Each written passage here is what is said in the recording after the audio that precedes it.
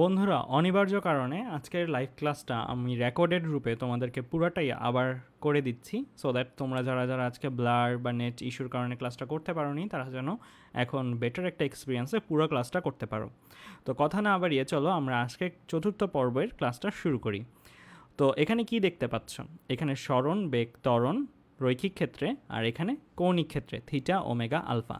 আমরা সবাই জানি এস রৈখিক ক্ষেত্রে সরণ, ভি রৈখিক ক্ষেত্রে বেগ, ত্বরণ হচ্ছে রৈখিক ক্ষেত্রে ত্বরণ এ, রাইট? এখন এটাকে যখন আমরা কৌণিক ক্ষেত্রে নিব তখন এস এর জায়গায় থিটা লিখি, ভি এর জায়গায় ওমেগা লিখি, আর এ এর জায়গায় আলফা লিখি।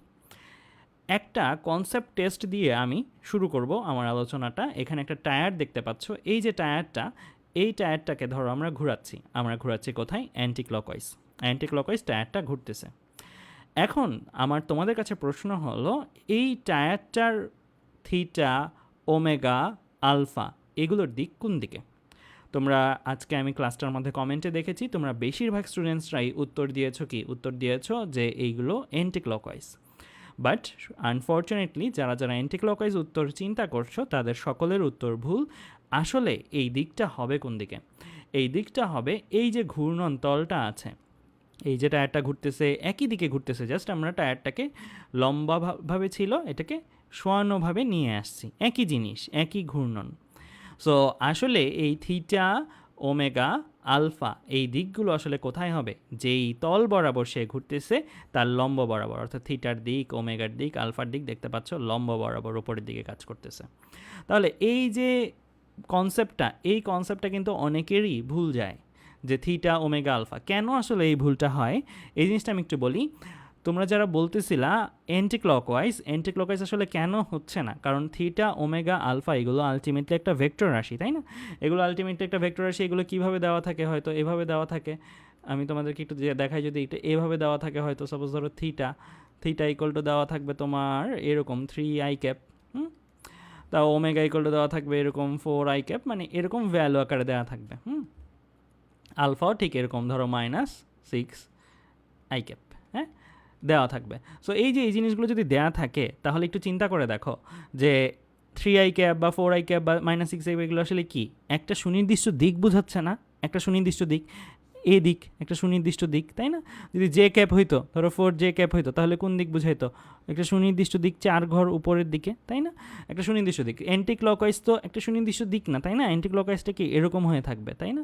এটা সময়ের সাথে সাথে চেঞ্জ হচ্ছে, সবসময় যে সময়ের সাথে সাথে চেঞ্জ হতে হবে তা কিন্তু না, বরং একটা সুনির্দিষ্ট দিকে। এই কনসেপ্টটা কিন্তু খুবই কাজে লাগে তোমরা যখন পরবর্তীতে ম্যাথ করার সময়, কিন্তু এই কনসেপ্টটা খুবই কাজে লাগবে। কেন? কারণ তোমার এখানে হয়তো ভেক্টর রূপে দেওয়া থাকবে, তখন তুমি যদি না বুঝো জিনিসটা আসলে কি, তাহলে কিন্তু তুমি মানে মিলাতে পারবে না কনসেপ্টের সাথে ম্যাথের। ওকে, তাহলে এবার আমরা কথা না বাড়িয়ে চলো সামনের দিকে প্রসিড করি। তার মানে আমরা এই ডিরেকশনগুলো কিভাবে চিন্তা করব? আমরা চিন্তা করব যে যদি আমাদের অবজেক্টটা অ্যান্টি ক্লকওয়াইজে ঘুরে, অর্থাৎ যে দিক দিয়ে দেখলে আমরা দেখব অবজেক্টটা অ্যান্টি ক্লকওয়াইজ বা ঘড়ির কাঁটার বিপরীত দিকে ঘুরতেছে, তাহলে আমরা সেই দিক বরাবর লম্ব দিকে, বাইরের দিকে আমরা চিন্তা করব কি আমার থিটা, ওমেগা আর আলফার দিক রয়েছে। অর্থাৎ সহজে মনে রাখতে পারি এরকম, অ্যান্টি ক্লকওয়াইজ হলে উপরের দিক, ক্লকওয়াইজ হলে নিচের দিক। সো আমরা অ্যান্টি ক্লকওয়াইজ ঘুরতেছে এই টায়ারটা দেখতেছি, তাহলে এটা উপরের দিকে। যদি টায়ারটা ক্লকওয়াইজে ঘুরতো তাহলে আমরা বলতাম কি থিটা, ওমেগা, আলফা এগুলো কোথায় কাজ করতেছে? নিচের দিকে কাজ করতেছে। ঠিক আছে, সিম্পল হিসাব। ওকে, এখন আরেকটা কনসেপ্ট ডেভেলপ করি আমি তোমাদের। চলো, এখানে কি দেখা যাচ্ছে? একটা বক্স, এই বক্সটার ডান দিকে একটা বেগে চলতেছে, সেই বেগটা কি? ভি বেগ। এই বক্সটাকে ডান দিকেই যদি একটা ত্বরণ এতে ঠেলা হয় বা বল দেয়া হয় বা যেভাবেই একটা ত্বরণ দেওয়া যদি হয়, তাহলে আমরা জানি ত্বরণ কি করে? বেগের মান বৃদ্ধি করে বা পরিবর্তন করে, তাই না? যদি ত্বরণ আর বেগ একই দিকে কাজ করে তাহলে বেগটা কি হবে? বাড়বে। অর্থাৎ এই বস্তুটা যদি ডান দিকে 10 মিটার পার সেকেন্ড বেগে যেত, এখন ত্বরণ আসার পরে এই বস্তুটা কত বেগে যাবে? 10-এর জায়গায় কত? 10-এর জায়গায় এখন 12, 13, 15 এরকম ভ্যালু হতে পারে, তাই না? ডান দিকে এটা এত এত মিটার পার সেকেন্ড বেগে যাবে। এবার এই বক্সটা দেখি, এই বক্সটার মধ্যে দেখো, এই বক্সটার মধ্যে ধরো সাপোজ এই বক্সটা ডান দিকে ভি বেগে যাচ্ছে, ডান দিকে একটা বেগে যাচ্ছে ভি বেগে। এই বক্সটার উপরে ত্বরণ যদি বাম দিকে কাজ করে, ত্বরণটা ধরো সাপোজ বাম দিকে কাজ করতেছে, সো বস্তুটা ডান দিকে যাচ্ছে, ত্বরণটা বাম দিকে কাজ করতেছে। যদি এই রকম ঘটনাটা ঘটে তাহলে এই বস্তুটার বেগ কি হবে? কমবে। যদি বেগ আর ত্বরণ বিপরীত দিকে কাজ করে তাহলে কি হয়? বেগটা হ্রাস হয়। এটা মন্দন হিসেবে কাজ করবে, তাই না? এটা একটা মন্দন হিসেবে কাজ করবে, বেগ কমবে। এখন একই কনসেপ্ট চলো আমরা একটু কাজে লাগাই। এই ক্ষেত্রে বাম পাশের ফিগারটা দেখো, একটা চাকতি আছে। এই চাকতিটা অ্যান্টি ক্লকওয়াইজ ঘুরতেছে। আমি একটু আগে বলছি অ্যান্টি ক্লকওয়াইজ ঘুরলে থিটা, ওমেগা, আলফা এগুলোর দিক কী হয়? আপওয়ার্ড, ওপরের দিকে। সো ওমেগার ডিরেকশনটা কোন দিকে আছে? ওপরের দিকে। যদি এই অ্যান্টি ক্লকওয়াইজ ঘূর্ণনরত এই চাকতিটার ওপরে আমরা আলফা প্রয়োগ করি, আলফা যদি আমরা ওপরের দিকে প্রয়োগ করি, আমাদের যে কৌণিক ত্বরণ সেটা যদি অপরের দিকে প্রয়োগ করি তাহলে কি ঘটবে?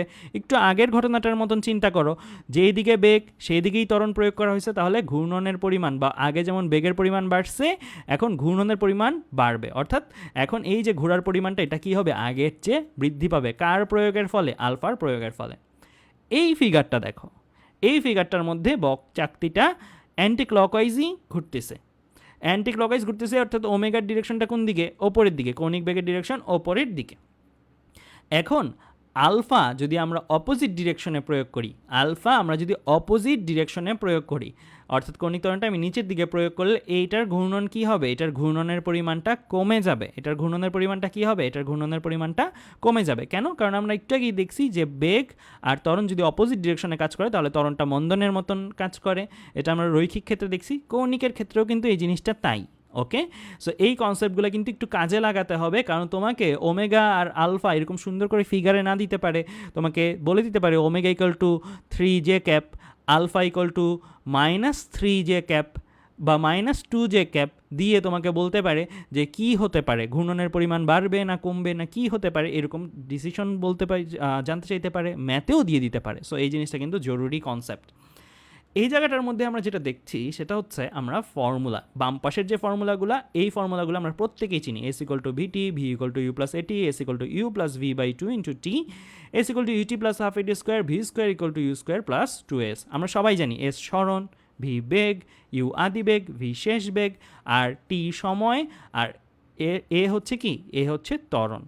এই ফর্মুলাগুলো কোথায় কোনটা ব্যবহার করব এটা আমাদের কনসেপ্টের জন্য জরুরি। এস ইকুয়াল টু ভিটি এই ফর্মুলাটা আমরা ব্যবহার করি যখন সমবেগ ঘটনা, যখন কি হচ্ছে? সমবেগ ঘটনা ঘটতেছে। V equal to u plus at এটা আমরা কখন ব্যবহার করব? এগুলো কখন ব্যবহার করব? গ্রিন ফর্মুলাগুলো যখন আমার সমত্বরণ ঘটনা, এটা বেগের মান পরিবর্তন হতে পারে বাট ত্বরণ যে হারে বেগটা পরিবর্তন হচ্ছে সেটা কিন্তু ফিক্স থাকবে। সো ত্বরণ আমার একই থাকবে সারাটা রাস্তা জুড়ে। সো উপরেরটা যখন ভি কনস্ট্যান্ট, নিচেরগুলো ব্যবহার করবো যখন এ কনস্ট্যান্ট, এর মান সারাটা রাস্তা জুড়েই 2 metre per second square, 2 metre per second square এরকম যদি হয় একটা সুনির্দিষ্ট মান, তখনই আমরা এই ফর্মুলাগুলো ইউজ করব। এবার ডান পাশেরগুলো দেখি। বাম পাশেরগুলো মনে রাখতে পারলে ডান পাশেরগুলো মুখস্থ করতে হবে না, এটা অটোমেটিক জেনারেট করা যায়। এস এর জায়গায় থিটা চিন্তা করবা, ভি এর জায়গায় যদি শেষ বেগ চিন্তা করো তাহলে ওমেগা এফ, ইউ এর জায়গায় যদি আদি বেগ চিন্তা করো তাহলে ওমেগা আই। মাথায় রাখবা ওমেগা দিয়ে কৌণিক বেগ বোঝায়, ওমেগা এফ দিলে ফাইনাল ওমেগা মানে শেষ কৌণিক বেগ, ওমেগা আই দিলে ইনিশিয়াল ওমেগা, দ্যাট মিন্স আদি কৌণিক বেগ। ঠিক আছে? সো তোমাকে কয়টা জিনিস মনে রাখতে বললাম? এস এর জায়গায় থিটা চিন্তা করবা, ভি এর জায়গায় ওমেগা এফ চিন্তা করবা, ইউ এর জায়গায় ওমেগা আই চিন্তা করবা, এ এর জায়গায় আলফা চিন্তা করবা। তাহলেই দেখো এই ফর্মুলাগুলো হয়ে যাবে খট করে এই ফর্মুলা। সো এই ফর্মুলাগুলো বাড়তি করে মনে রাখতে হয় না, এই ফর্মুলাগুলো এই বাম পাশেরগুলো মনে রাখলেই আমার বের করতে পারি, দাঁড় করাতে পারি। এখানেও ওপরেরটা কখন ব্যবহার করব? যদি ওমেগার ভ্যালু কনস্ট্যান্ট হয়, অর্থাৎ ফ্যান বা পাখা ঘুরতেছে সবসময় সমান সংখ্যক ঘুরতেছে, সে প্রতি সেকেন্ডে ঘূর্ণন সংখ্যা সমান, তখন আমরা এই জিনিসটা ব্যবহার করি। এই জিনিসগুলো কখন ব্যবহার করব? এই জিনিসগুলো ব্যবহার করব যখন আমার আলফা এর ভ্যালুটা কনস্ট্যান্ট বাট ওমেগার ভ্যালুটা পরিবর্তন হতে পারবে তখন। এখন তোমরা প্রশ্ন করতে পারো, ভাইয়া সবসময় কি আমাদের আলফা ধ্রুবকই থাকবে, এ ধ্রুবকই থাকবে? উত্তর হচ্ছে না।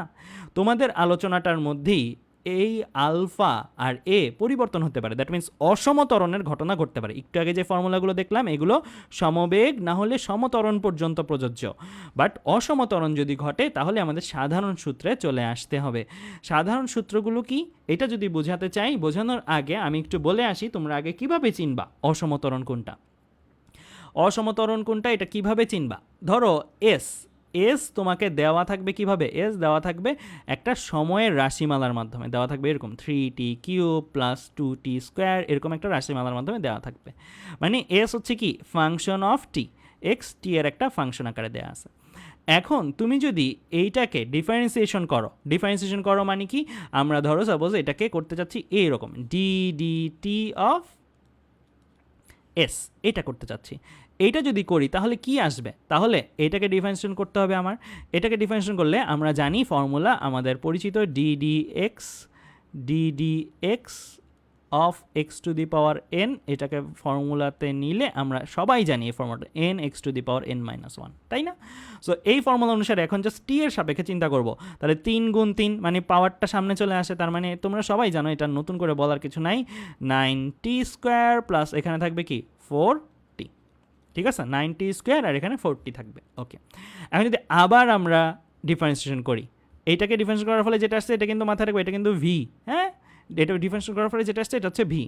এখন এ বা ত্বরণ এটা কিভাবে পাইতে পারি, হ্যাঁ, এটা কিভাবে পাইতে পারি আমরা, এটা পাওয়ার জন্য আমার যেটা করতে হবে এই ভি এর রাশিমালাটাকে আবার ডিফারেন্সিয়েশন করতে হবে, অর্থাৎ আমি লিখবো D d t of V, D d t of V, that means আমি এখন এইটাকে ডিফারেন্সিয়েশন করব।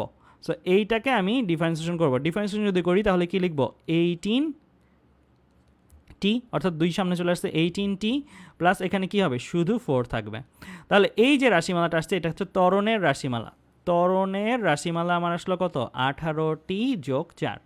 এখন ত্বরণের রাশিটার মধ্যে কি আছে, একটা টি বা সময় আছে, তাই না? একটা টি বা সময় আছে। সো টি বা সময় যদি থাকে তাহলে অ্যাকচুয়ালি কি হয়, তাহলে ত্বরণের মানটা কি কোনো সুনির্দিষ্ট মান আছে? আমি যদি তোমাকে বলি এই সমীকরণটা দিয়ে ত্বরণের মান কত, তুমি বলবা আপনি আমাকে আগে সময় বলেন, কত সময়ে ত্বরণের মান জানতে চান, তখন আমি তোমাকে যদি বলি 2 সেকেন্ডে ত্বরণ কত, তুমি এখানে 2 বসাবা। তোমার যদি 3 সেকেন্ডের সময় কত, তাহলে তুমি 3 বসাবা। তো 2 3 4 এক একটা সময়ে কি এক একটা ত্বরণের মান আসবে। দ্যাট মিনস এই ঘটনাগুলা কি অসমতরণ ঘটনা। তাহলে একটু শর্টকাট বের করে ফেলি, আমরা কিভাবে চিনব কোনো অসমতরণ জিনিস নিয়ে ম্যাথ চলে আসছে, সেটাও চেনার উপায় হচ্ছে যদি এস এর যে টি এর সাপেক্ষে ফাংশনটা, এই ফাংশনটার মধ্যে টি এর পাওয়ার 2 এর বেশি হয়, যেমন এখানে টি এর পাওয়ার 3 আছে, তাই না, 2 এর বেশি আছে, তাহলে বুঝতে হবে এই ক্ষেত্রে ডিফারেন্সিয়েশন করার পরে যে ত্বরণটা আসছে, ডিফারেন্সিয়েশন করার আগেই কিন্তু এটা বুঝে ফেলতে হবে, করার পরে যে ত্বরণটা আসবে সেই ত্বরণের মধ্যেও টি থেকে যাবে, কারণ ডিফারেন্সিয়েশন করে 2টা টি পর্যন্ত এলিমিনেট করা সম্ভব, বাট 3টা টি এলিমিনেট করা যায় না, তৃতীয় টিটা থেকে যাবে। এখানে টি কিউব মানে 3টা টি, টি টু দি পাওয়ার 4 থাকলে 2টা টি থেকে যেত। তাহলে বুঝতে হবে যে আমাদের যদি টি এর পাওয়ার এস এর সমীকরণে 2 এর বেশি থাকে তাহলে এটা কিসের ম্যাথ, অসমতরণের ম্যাথ। আর অসমতরণের ম্যাথ হলে একটু আগের স্লাইডে যে ফর্মুলাগুলো আমরা পড়েছি এই ফর্মুলাগুলো কোনোটাই কাজে লাগবে না। সো এই জায়গাটা একটু সবাই খেয়াল রাখবো যে আগের স্লাইডের ফর্মুলাগুলো কিন্তু কোনোটাই কাজে লাগবে না যদি আমরা কি করি, অসমতরণের ম্যাথ করি। সো এই জায়গাটা সবাই একটু কেয়ারফুল থাকবো, ওকে? আচ্ছা, এবার আমরা চলে আসি আমাদের পরের অংশটার মধ্যে, অসমতরণের ম্যাথে কিভাবে কি সমীকরণগুলো আমরা ইউজ করব আসলে। সো আমরা এসকে যদি এস থেকে যদি ভিতে যেতে চাই তাহলে আমার কি করতে হবে, ডিফারেন্সিয়েশন করতে হবে। আমি লিখব কি ডি ডিটি, অর্থাৎ আমি সময় সাপেক্ষে ডিফারেন্সিয়েশন করলাম। ভি থেকে যদি আমি এতে যেতে চাই আমার কি করতে হবে, আরেকবার ডিফারেন্সিয়েশন করতে হবে। একটু আগে যে অপারেশনটা তোমাদের করে দেখালাম, আমি যদি ফর্মুলা আকারে লিখি, ফর্মুলা আকারে লিখলে এটা এরকম লিখতে হতো, ফর্মুলা আকারে লিখতে এরকম লিখতে হতো v equal to d d t of s, আর এ ইকুয়াল টু লিখতে হতো কি d d t of v, লিখলাম। তাহলে আমার এই ফর্মুলাগুলো লেখা যে কথা, এই সংকেতটা মনে রাখা একই কথা। সো আমি সাজেস্ট করবো তোমরা এইভাবে সিঁড়ি আকারে মনে রাখবা। সো এস থেকে ভিতে নামতে চাই কী করণীয়, আমার কি করতে হবে, ডিফারেন্সিয়েশন করতে হবে। ভি থেকে এতে নামতে চাই আমার কী করণীয়, ডিফারেন্সিয়েশন করতে হবে। আমি যদি উপরে উঠতে চাই এ থেকে উপরে উঠতে চাইলে আমার কি করতে হবে, ইন্টিগ্রেশন করতে হবে। ভি থেকে এসে যেতে চাইলে আমার কি করতে হবে, ইন্টিগ্রেশন করতে হবে। তাহলে এগুলোর জন্য একটু ফর্মুলা তোমাদের লিখে দেখাই, তাহলে তোমাদের বুঝতে সুবিধা হবে। এগুলোর জন্য একটু ফর্মুলাটা লিখে দেখাই, এগুলোর জন্য ফর্মুলা লিখে দেখাই। সো আমরা ভি যদি বের করতে চাই তাহলে আমার কী করতে হবে, মানে আমি ভি বের করতে যাচ্ছি, ধরো সাপোজ আমি এ থেকে ভি বের করতে যাচ্ছি, এ থেকে আমার টার্গেট হচ্ছে ভি বের করা, এর সমীকরণ থেকে ভি এর সমীকরণ বের করা। তাহলে আমার কি বলতেছে, উপরে উঠতে চাইলে ইন্টিগ্রেশন করতে হয়, তাহলে আমি এ কে ইন্টিগ্রেশন করব ডিটি এর সাপেক্ষে, তাহলে আমরা যেই জিনিসটা পাবো এটা হচ্ছে ভি এর সমীকরণ। হ্যাঁ, সো ভি এর রাশিমালা। এরপরে আমি যদি একইভাবে ভি থেকে সাপোজ ধরো আমি এস বের করতে চাই তাহলে আমি কি করব, এগেইন ইন্টিগ্রেশন করব।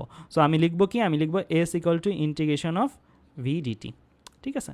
আচ্ছা, তাহলে এই হচ্ছে কি আমার দুইটা সূত্র। সো আমরা ছকটা মনে রাখলে কিন্তু আমাদের বাড়তি করে আর সূত্র মনে রাখতে হবে না, ঠিক আছে?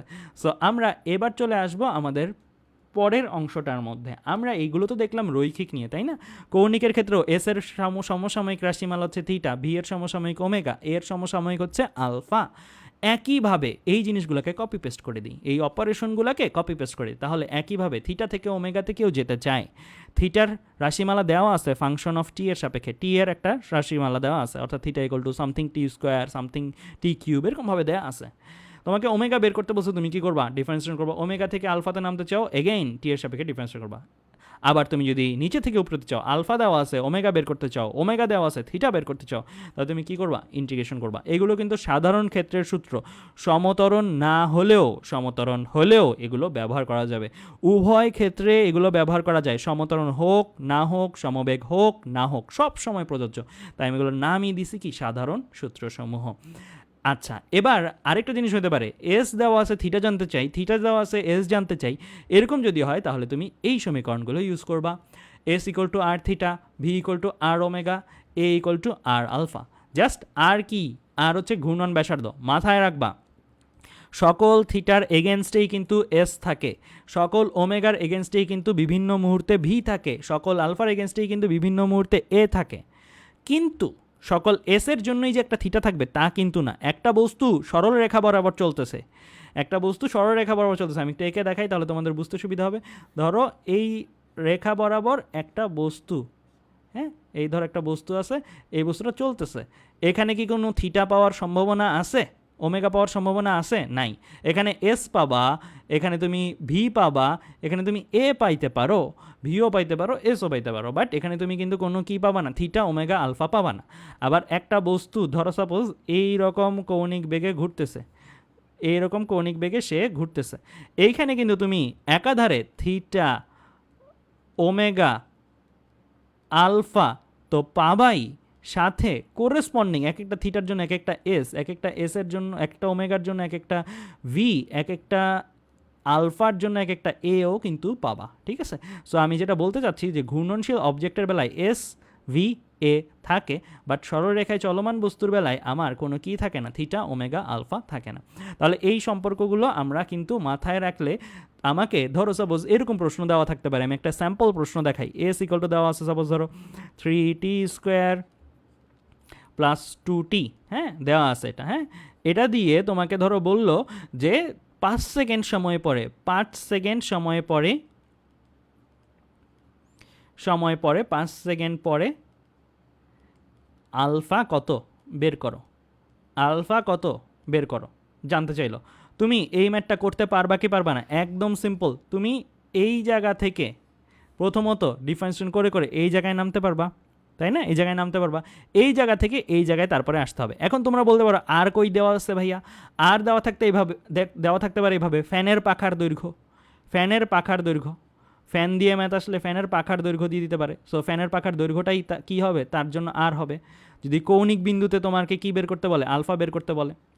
আবার যদি মধ্যবিন্দুতে আলফা বের করতে বলে, মধ্যবিন্দুর এস দেওয়া থাকে, আবার আলফা বের করতে বলে, তাহলে কিন্তু তোমার কি ফ্যানের পাখার দৈর্ঘ্যর অর্ধেক নিতে হবে। মাথায় রাখবা, তোমরা চিন্তা করবা যে ফ্যান দিতে পারে বা যে কোনো কিছু দিতে পারে। সো যে কোনো কিছু যদি দেয়, ফ্যান ছাড়া অন্য কিছুও যদি দেয়, তোমরা চিন্তা করবা যে ঘূর্ণন ব্যাসার্ধটা কতটুকু হচ্ছে। যদি কিনারার বিন্দুর কিছু দেওয়া থাকে, তখন ঘূর্ণন ব্যাসার্ধ কিন্তু পুরোটা পাখার দৈর্ঘ্যটাই ব্যাসার্ধ হিসেবে কাজ করবে।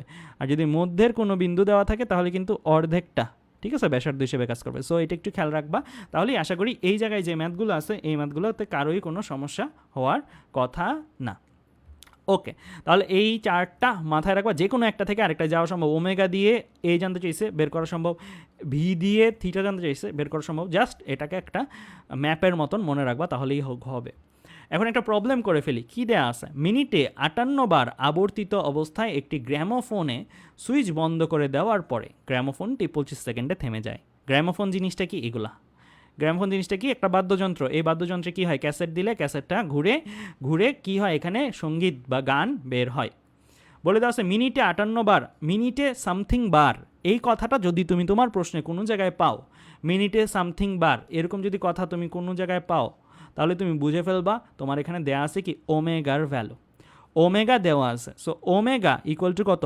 58 বার, 58 বার, মাথায় রাখবা। যদি বার, মিনিটে বার এরকম করে দেওয়া থাকে তাহলে বুঝতে হবে তোমার এখানে দেওয়া আছে কোন এককে, রেভলিউশন পার মিনিট এককে, রেভলিউশন পার মিনিট, যেহেতু মিনিটে 58 বার দেওয়া, ওমেগা ইকুয়াল টু মিনিটে 58 বার, সো মিনিটে যতবার সেটাকে রেভলিউশন বা রোটেশন বলা যায়, ঠিক আছে, আর ইভি দিয়ে প্রকাশ করি এটাকে।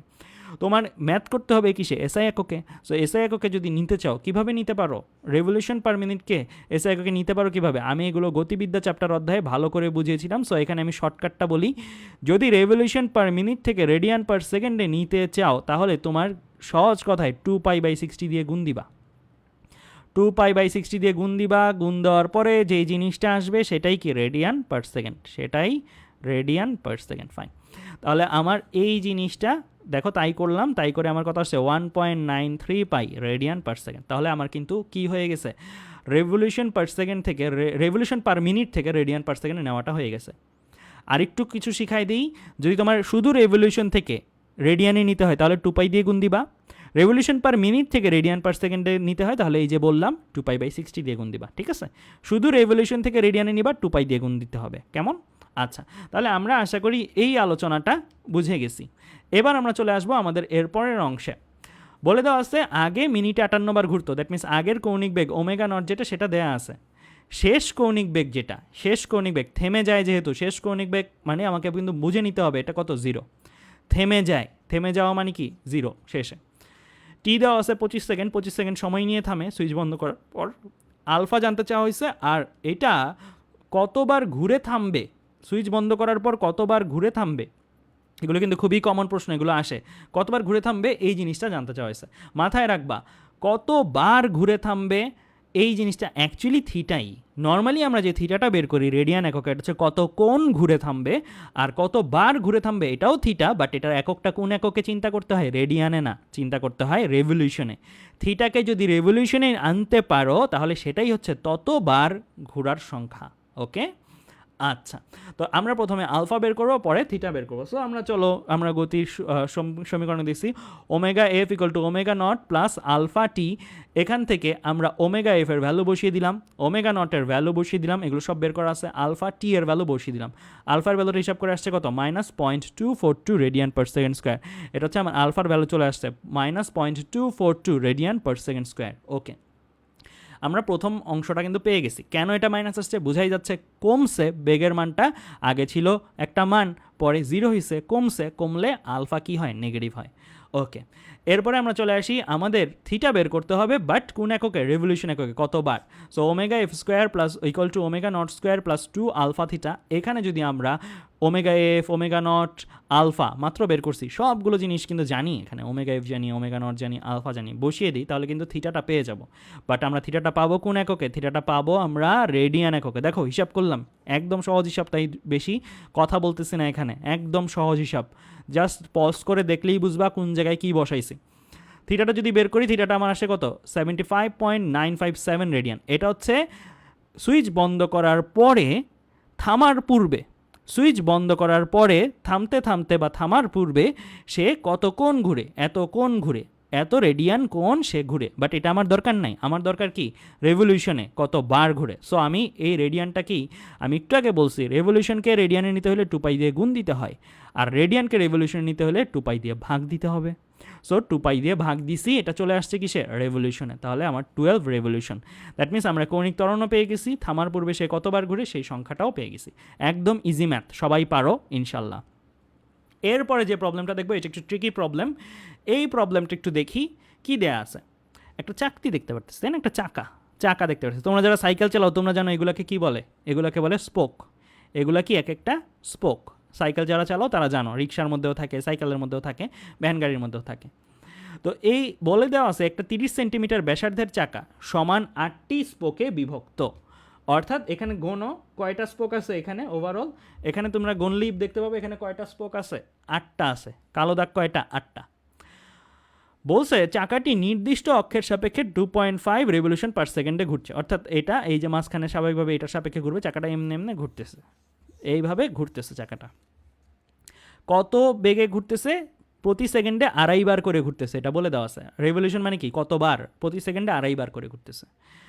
তুমি 20 সেন্টিমিটার লম্বা একটি চিকন তীর চাকাটির ঘূর্ণন অক্ষের সমান্তরালে, ঘূর্ণন অক্ষ হচ্ছে এই যে এটা এক্স অক্ষ যেটা দেখছেন এটা ঘূর্ণন অক্ষ, এটার সমান্তরালে একটা তীর, এই যে লালটা হচ্ছে তীরটা, তীরটি চাকাটির ভেতরে চাকাটির ঘূর্ণন অক্ষের সমান্তরালে এমনভাবে ছুটতে চাও যেন তীরটি চাকতির ভেতরে কোনো স্পোককে স্পর্শ না করে স্পোকের মধ্য দিয়ে চলে যায়।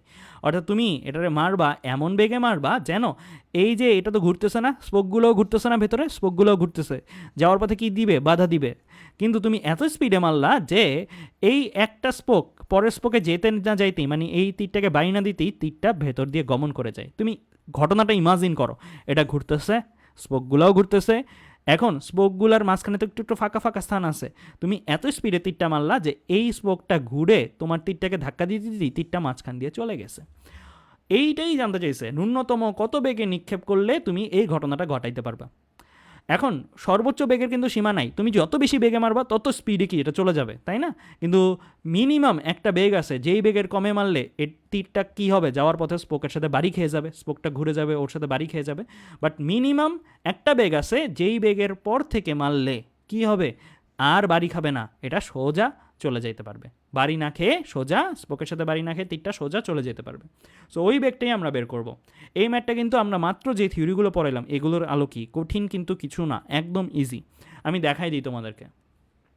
আমরা এই ম্যাথটা করার জন্য প্রথমেই যে জিনিসটা করব সেটা হচ্ছে আমাদের এই যে এই ওভারঅল চাকাটা, এই যে এই পুরা চাকাটা, এই পুরা চাকাটা কত কোণ, এই জায়গায় কত কোণ ধারণ করছে, সে কেন্দ্রের সাথে কত কোণ ধারণ করছে, এই জায়গায় সে ওভারঅল 2 পাই রেডিয়ান কোণ, অর্থাৎ 360 ডিগ্রি কোণ, তাই না? ওভারঅল চাকাটা নিজের অক্ষের সাপেক্ষে কত কোণ, আমার 360 ডিগ্রি কোণ ধারণ করছে। ওকে, তো আমরা অ্যাকচুয়ালি বের করব কি, আমরা বের করতে পারি প্রথমত যে একটা স্পোক থেকে আরেকটা স্পোকের কৌণিক দূরত্ব কত, দ্যাট মিন্স আমি এই কোণটা কত এটা বের করতে চাই, এই কোণটা কত এটা আমি বের করতে চাই। এটা কিভাবে বের করতে পারবো, পুরাটা 2 পাই রেডিয়ান কোণ, তাহলে এতটুকু কত, 2 পাই বাই 8, খুব সিম্পল, দেখো তাই কিন্তু করা হয়েছে। তার মানে আমি যে থিটা বের করছি, এই যে থিটাটা আসলে কি, থিটাটা আসলে একটা স্পোক থেকে আরেকটা স্পোকের কৌণিক ব্যবধান, এটা কত 2 পাই বাই 8, অর্থাৎ pi by 4 radian. Okay, pi by 4 radian, তাহলে এটা আমার আসছে কত, পাই বাই 4 রেডিয়ান। তার মানে আমরা এই একটা স্পোক থেকে আরেকটা স্পোকের কৌণিক ব্যবধানটা পেয়ে গেছি। এটা পেয়ে লাভটা কী হয়েছে, আমরা বেগ জানি না, রেভলিউশন পার সেকেন্ডে জানি, এটাকে আমরা রেডিয়ান পার সেকেন্ডে চলো নিয়ে নিই। সো এটা রেভলিউশন পার সেকেন্ডে ছিল 2.5 রেভলিউশন, আমরা রেভলিউশনকে শুধু রেডিয়ানে নিব। একটু আগে কী বলছি, 2 পাই বা যে কোনো কিছু রেভলিউশন পার মিনিটে থাকলে রেডিয়ান পার সেকেন্ড নিতে হলে 2 পাই বাই 60 দিয়ে গুণ দিতে হয়, আর এটা রেভলিউশন পার সেকেন্ডেই আছে, পার সেকেন্ডেই আছে। তাহলে এখানে শুধু চিন্তা করতে হবে কি, শুধু রেভলিউশন অংশটা নিয়ে, শুধু রেভলিউশন অংশটাকে রেডিয়ানে নিতে পারলেই এটা রেডিয়ান সেকেন্ডে আসে, রেডিয়ান পার সেকেন্ডে আসে।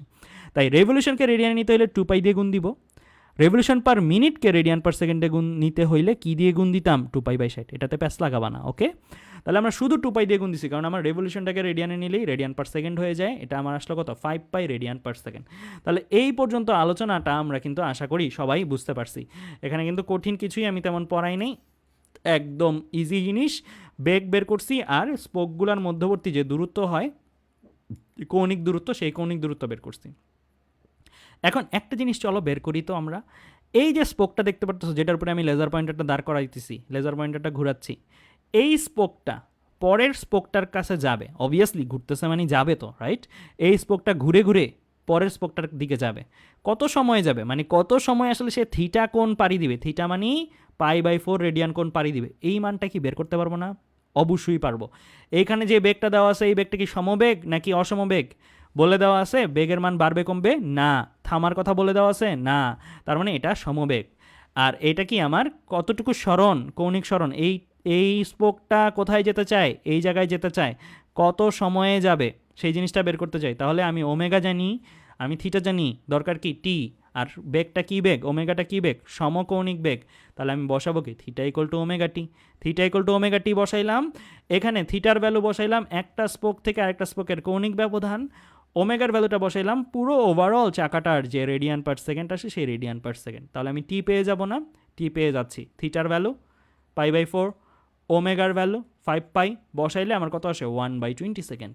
তাহলে টি আমি পেয়ে গেছি 1/20 সেকেন্ড। একটু অ্যানিমেশন দিয়ে দেখানো যাক 1/20 সেকেন্ড আসলে কী বোঝাচ্ছে। এই স্পোকটার দিকে তাকাও, এই স্পোকটা যেটার উপরে আমি লেজার ঘোরাচ্ছি, এই স্পোকটার দিকে তাকাও, এই স্পোকটা একটু পরে ঘোরা শুরু করবে আমি ক্লিক করলে, এই জায়গায় যাবে, যত সময় যাবে সেই সময়টাই 1/20 অ্যানিমেশনটা দেখি চলো। তাহলে কি দেখলাম আমরা, এই স্পোকটা এই জায়গায় একটু আগে যে স্পোকটা ছিল, এই যে একটু আগে আবার আগের জায়গায় চলে আসছি, একটু আগে যে স্পোকটা ছিল এই স্পোকটা কোথায় যাবে, এই দিকে যাবে, কত সময় সে যাবে 1/20। এই সময়টাই কিন্তু আমরা অ্যাকচুয়ালি বের করছি। একটা স্পোক তার পরবর্তী স্পোকের জায়গায় যেতে চাইলে কত সময় সে যায় সেই সময়টা আমরা বের করছি 1/20। তার মানে আমাদের তীরটা মারলে যা করার, তীরটারে পাঠানোর জন্য তীরের যে দৈর্ঘ্যটা, এই দৈর্ঘ্যটা এর মধ্য দিয়ে পাঠানোর জন্য, একটা স্পোক থেকে আরেকটা স্পোকের মাঝখানের জায়গাটা দিয়ে, ফাঁকা জায়গাটা দিয়ে পাঠানোর জন্য আমার কত সময় আছে, 1/20 সময় আছে। 1/20 চেয়ে যদি আমি একটু বেশি সময়, আমি যদি 1/20 মধ্যে না পাঠাই, আমি যদি 1/10 বা 1 সেকেন্ড বা 2 সেকেন্ডে পাঠাই, তাহলে কি হবে, তাহলে তীরটা যাওয়ার সময় এক স্পোক আরেক স্পোকের কাছে চলে যায় 1/20 সময়। তীরটা যাইতে যাইতে কী হবে, একটা স্পোক আরেকটা স্পোকে যাওয়ার সময় তো এই তীরটার মাঝখান দিয়ে তো যাচ্ছিল, তাই না? তীরটারে পেয়ে ফেললে একটা ধাক্কা দিবে, ধাক্কা দিলে তীরটা আর ওই পারে যাইতে পারবে না। তার মানে তীরটারে পাঠাইতে হইলে আমার কাছে বরাদ্দকৃত সময় কত, এতটুকু সময়। এখন ম্যাথটা হয়ে গেল সিম্পল ম্যাথ, এখন আমরা ম্যাথটা এইভাবে চিন্তা করতে পারি, 1/20 সময়ে তীরের দৈর্ঘ্য পরিমাণ, দৈর্ঘ্যটাই তো পার হইতে হবে, তাই না? তীরের দৈর্ঘ্য পরিমাণ দূরত্বই তো পার হইতে হবে, তাই না? 1/20 তীরের দৈর্ঘ্য পরিমাণ পার হইতে কত বেগে পাঠাইতে হবে, এই জিনিসটাই বের করতে হবে। সো তীরটারে কী বেগে পাঠাবো, সমবেগে। আমাদের কাছে কিছু বলা নাই, তার মানে আমরা ধরে নিব তীরটাকে সমবেগে পাঠাচ্ছি। তাহলে তীরটাকে কত সমবেগে মারলে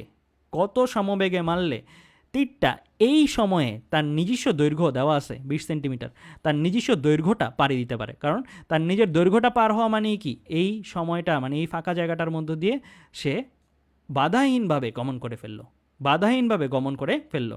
তুমি যদি দৈর্ঘ্যের চেয়ে আরও বেশি দূরত্ব তারে পার করাতে চাও, হ্যাঁ ওই সময়ও সে পার হয়ে যাবে, বাট তোমার কাছে জানতে চাইছে কি ন্যূনতম কত, মানে জাস্ট পার হবে, জাস্ট তীরটা এখান থেকে জাস্ট পার হবে, মানে জাস্ট তার যে পেছনের মাথাটা আছে, পেছনের যে ইয়াটা আছে, সেই মাথাটা জাস্ট পার হবে।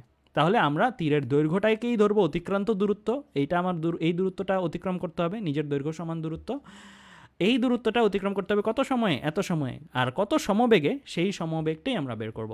তীরের দৈর্ঘ্য 20 সেন্টিমিটার, এটাকে আমি মিটারে নিয়ে নিলাম, 100 দিয়ে ভাগ দিয়ে, জানো তোমরা কীভাবে নিতে হয়। এখন আমরা S = VT রাশিমালায় চলে আসলাম, কারণ এটাও সমবেগে। S তীরের দৈর্ঘ্য, V আমরা বের করব কত সমবেগে মারতে হবে, টি আমার কাছে দেওয়া আছে যে সময়টা, সেই সময়টা বসাই দিলে আমরা পেয়ে যাব ভি এর ভ্যালু 4 মিটার পার সেকেন্ড। তার মানে আমরা যদি তীরটাকে 4 মিটার পার সেকেন্ড বেগে নিক্ষেপ করি, তাহলে তীরটা বাধাহীনভাবে মাঝখান দিয়ে চলে যাবে। আশা করি এই ম্যাথটা তোমরা বুঝতে পারছো। আরেকবার চিন্তা করে দেখো, পুরাটা একদম ইজি, কোনো কঠিন কিছু করি নাই। প্রথমে একটা স্পোক থেকে আরেকটা স্পোকের কৌণিক ব্যবধান বের করছি, আমার সমকৌণিক বেগটা দেওয়া ছিল, সমকৌণিক বেগটা লিখছি, এত কৌণিক বেগে ঘুরতেছে একটা স্পোক আরেকটা স্পোক, সবগুলো স্পোক এই কৌণিক বেগে ঘুরতেছে। তো এই ঘোরার মুহূর্তে, তার মানে একটা স্পোক আরেকটা স্পোকের জায়গায় যেতে হলে কত কোণ ঘুরতে হয় সেই কোণটা আমরা জানি, কত বেগে ঘুরে সেটা আমরা জানি। এখান থেকে আমরা ফর্মুলা দিয়ে একটা স্পোক আরেকটা স্পোকের জায়গায় কত সময় পরে যাবে সেই সময়টা আমরা বের করে ফেলছি। তার মানে এই স্পোকটা ঘুরে এই জায়গায় যাইতে কত সময় লাগবে সেই সময়টাই 1/20। এই সময়ের মধ্যেই আমার তীরটারে পাঠাই দিতে হবে, তীরের দৈর্ঘ্যটারে পার করাই দিতে হবে। তীরের দৈর্ঘ্যটা আমি নিয়ে নিলাম আর সময়টা আমি নিয়ে নিলাম, কত বেগ কত সমবেগ সেই সমবেগটা আমি বের করছি। তার মানে আমার মিনিমাম এত সমবেগে কি মারতে হবে, এর চেয়ে কম বেগে মারলে তীরের নিজের দৈর্ঘ্যটাই পার হইতে পারবে না, পার না হইতে হইতেই কী হয়ে যাবে, একটা স্পোক আইসে তীরটারে ধাক্কা দিয়ে দিবে। সো আশা করি এই ম্যাথটা তোমরা সবাই বুঝতে পারছো। তাহলে আমরা আজকের ক্লাসে এই পর্যন্ত কিন্তু দেখছি, তাই না? এই পর্যন্ত আলোচনা দেখছি। গত ক্লাসে আমরা একটা জিনিস দেখছিলাম, ভর আর জড়তার ভ্রামক। আমরা দেখছিলাম রৈখিক ক্ষেত্রে ভর যে জিনিসটা করে, আমি বলছি ব্যয়দবি দিয়ে, তাই না? ব্যয়দবি বুঝায়, তাই না? যত বেশি ব্যয়দব তত বেশি জড়তা, এভাবে বুঝাইছি তোমাদেরকে। তার মানে কি, ভর হচ্ছে কি, তুমি একটা স্থির ভর আছে, এটাকে গতিশীল করতে চাও, এটা গতিশীল হবে কি হবে না ডিপেন্ড করে কি এটার ভরের উপরে, এটা কতটুকু স্থির থাকতে চাওয়ার প্রবণতাটা ডিপেন্ড করে কিসের উপরে, এর ভরের উপরে। বাট একটা বস্তু স্থির আছে, এটাকে ঘুরাইতে চাও, এটা ঘুরবে কি ঘুরবে না, এটার স্থির থাকতে চাওয়ার প্রবণতা, এটা ডিপেন্ড করে কিসের উপরে, আয়ের উপরে। যত বেশি আয় তত বেশি ব্যয়দব, মানে তত স্থির থাকতে চাওয়ার প্রবণতা বেশি। আবার উল্টাভাবেও চিন্তা করা যায়, যত বেশি আয় সে যদি ঘূর্ণনশীল থাকে, যত বেশি আয় তত বেশি সে ঘুরতে থাকতে চাবে, তুমি থামাইতে চাইলেও সে তোমার বারণ শুনবে না। ওকে, আই যত বেশি বেয়াদবি তত বেশি, একইভাবে এম যত বেশি বেয়াদবি তত বেশি, এভাবে চিন্তা করতে হবে। এটা চলার ক্ষেত্রে, এটা ঘোরার ক্ষেত্রে। আমরা ভরবেগের রাশিমালা এমভি, এটা সবাই জানি, আজকে আমি এই চ্যাপ্টারের ক্লাসগুলোতে অনেকবারই এমভি ইউজ করছি, তাই না? এমভি, এটা থেকে আমি কৌণিক ভরবেগের রাশিমালা বের করতে চাই। আমি কী করব, এম এর জায়গায় আই বসাবো, ভি এর জায়গায় ওমেগা বসাই দিব। তাহলে এম এর জায়গায় আমি আই, ভি এর জায়গায় যদি ওমেগা বসাই দিই, জাস্ট প্যারালাল কৌণিক রাশিগুলো, প্যারালাল বলতে কি সমসাময়িক, প্যারালাল মানে কিন্তু আবার সমান্তরাল বুঝো না। সো আমার যে কোরেসপন্ডিং যে কৌণিক রাশিমালাগুলো আছে সেগুলো বসাই দেবো। এম এর জায়গায় যেমন দেখতেছো আই, ভি এর জায়গায় যেমন দেখতেছো ওমেগা বসাই দিলে আমি কি পেয়ে যাব, কৌণিক ভরবেগের রাশিমালা কি আসা উচিত, আই ওমেগা। একইভাবে বল এম এ আছে, কোরেসপন্ডিং এম এর কৌণিক কোনটা, আই, এর কোরেসপন্ডিং কোনটা, আলফা। তাহলে এখানে কি লেখা যায়, আই আলফা। মাথায় রাখবা, কৌণিক ক্ষেত্রে বলের সমতুল্য যে রাশিটা সেটাকে আমরা বলি টাও দিয়ে প্রকাশ করি। এটা হচ্ছে টর্ক। টর্ক নিয়ে ডিটেলসে আলোচনা থাকবে, আমি আমার আগের ক্লাসগুলোতেও এই আলোচনাগুলো করছি, ইউটিউবের ক্লাসগুলো, ওই লিঙ্কগুলোতেও তোমরা টর্ক নিয়ে আলাদা করেই ভিডিও পাবা। টাও ইকুয়াল টু কি, আই আলফা লিখলাম। গতিশক্তি ইকুয়াল টু কি, হাফ এম ভি স্কোয়ার। এখানে এম আর ভি, এম এর জায়গায় আমি যদি লিখে দিই জড়তার ভ্রামক, কারণ এম এর সমতুল্য হচ্ছে জড়তার ভ্রামক আই, তাহলে এম এর জায়গায় যদি লিখে দিই আই, ভি এর জায়গায় যদি লিখে দিই ওমেগা, তাহলে কি লিখতে পারবো, equal to half m v স্কোয়ারকে equal to half I omega square. আমি কি এগুলো মুখস্থ করতে বলছি তোমাদেরকে? না, তোমরা এই জিনিসগুলো বাই ডিফল্ট জানো। সায়েন্সের স্টুডেন্ট যদি হয়ে থাকো, মোটামুটি মনোযোগী হয়ে থাকো, তাহলে এই জিনিসগুলো কারো নতুন করে মুখস্থ করার মতন নাই।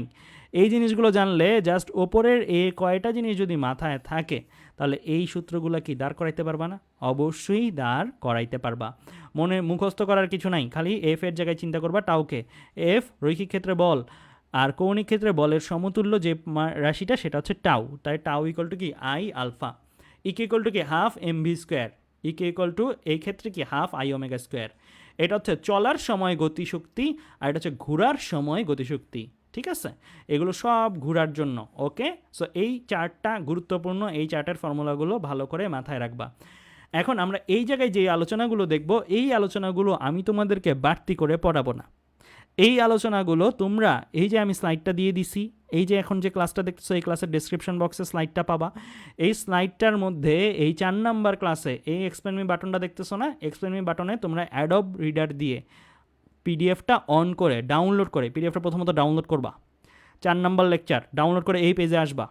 এই পেজে আসার পরে এই যে ইউটিউব বাটনটা আছে, এই বাটনটা অ্যাডব রিডার দিয়ে যখন পিডিএফটা খুলছো, ডাউনলোড করছো, তখন ওই পিডিএফটার অ্যাডব রিডার দিয়ে নেওয়ার পরে এই বাটনটাতে ক্লিক করবা। ক্লিক করলে তোমার এই জায়গায় যে আলোচনাগুলো বলা থাকবে। এই আলোচনাগুলো খুব সুন্দর করেই আমার ইউটিউবে কভার করা আছে, এগুলো বলা থাকবে। সো এগুলো তোমরা ইজিলি ওই ভিডিওগুলো দেখলে বুঝে যাবা। আর যারা যারা অলরেডি আগে দেখছো তারা জাস্ট লেখাগুলো পড়লেই হবে, ভিডিও যে দেখতেই হবে তা না। আমরা আগে চিন্তা করতাম বল এভাবে পড়ে, মানে একটা যে কোনো বস্তু গড়ায় যখন পড়ে তখন এইভাবে পড়ে, বাট বাস্তবে তো এভাবে পড়ে না, বাস্তবে এইভাবে পড়ে। তার মানে বাস্তবে কি আছে, রৈখিক কৌণিক দুইটা গতিশক্তিই আছে, আর এই জায়গাটার মধ্যে কি শুধু রৈখিক গতিশক্তি আছে। একটু বলে রাখি, ওমেগাটাকে ভাইবো না কিন্তু ক্লকওয়াইজ এভাবে দিছে, ওমেগাটা কিন্তু কাজ করতেছে পারপেন্ডিকুলারলি। ঠিক আছে, জাস্ট দেখানোর জন্য এই জিনিসটা এইভাবে বোঝানো হয়েছে। ওকে, সো তোমরা এই জিনিসটা একটু ক্লিয়ার থাকবা। আজকের ক্লাসের প্রথম আলোচনাতে কিন্তু বলছি ওমেগার ডিরেকশন কোন দিকে। ওকে, তো এই জায়গায় যে আলোচনাগুলো আছে, এই ম্যাথগুলো তোমরা করতে পারবা। এখানে একটু বলে রাখি যে আমাদের এই যে বল বা এই টাইপের বস্তুগুলো ফাঁপা হলেও আমাদের যখন ম্যাথ করা হয়, ম্যাথের জন্য কমন প্র্যাকটিস হচ্ছে, আমি যেটা দেখছি সবগুলো জায়গায় একই কাজ করছে, কমন প্র্যাকটিস হচ্ছে এই ভরগুলোর মধ্যে আমরা এটাকে নিরেট গোলক হিসেবে চিন্তা করি, নিরেট গোলক হিসেবে চিন্তা করলে কি লেখি, 2/5 mr²। কারণ এই যে এটার ভেতরে যদি ফাঁপা থাকে, কতটুকু ফাঁপা, কতটুকু থিকনেস, এটা একটা প্রশ্ন আছে না? সো এইগুলো তো দেওয়া থাকে না পরীক্ষায়, সাধারণত দেওয়া থাকবে যে কতটুকু মোটা চামড়া ফুটবলটার, এটা কিন্তু বলা থাকে না। সো বলা না থাকলে কি হয়, নিরেটই আমরা চিন্তা করি। নিরেটের জন্য আই এর ফর্মুলা হচ্ছে 2/5 mr²। এই ম্যাথটা যদি বুঝতে চাও, কই ক্লিক করতে হবে, এই জায়গায় ক্লিক করতে হবে, অ্যাডব রিডার দিয়ে পিডিএফটা ওপেন করে এই জায়গায় ক্লিক করতে হবে। ঠিক আছে, একটা কনফিউশন হয়, সেই কনফিউশনটাই আমি এই জায়গায় বলে দিলাম। আচ্ছা, এবার আমি চলে আসি আমাদের এরপর।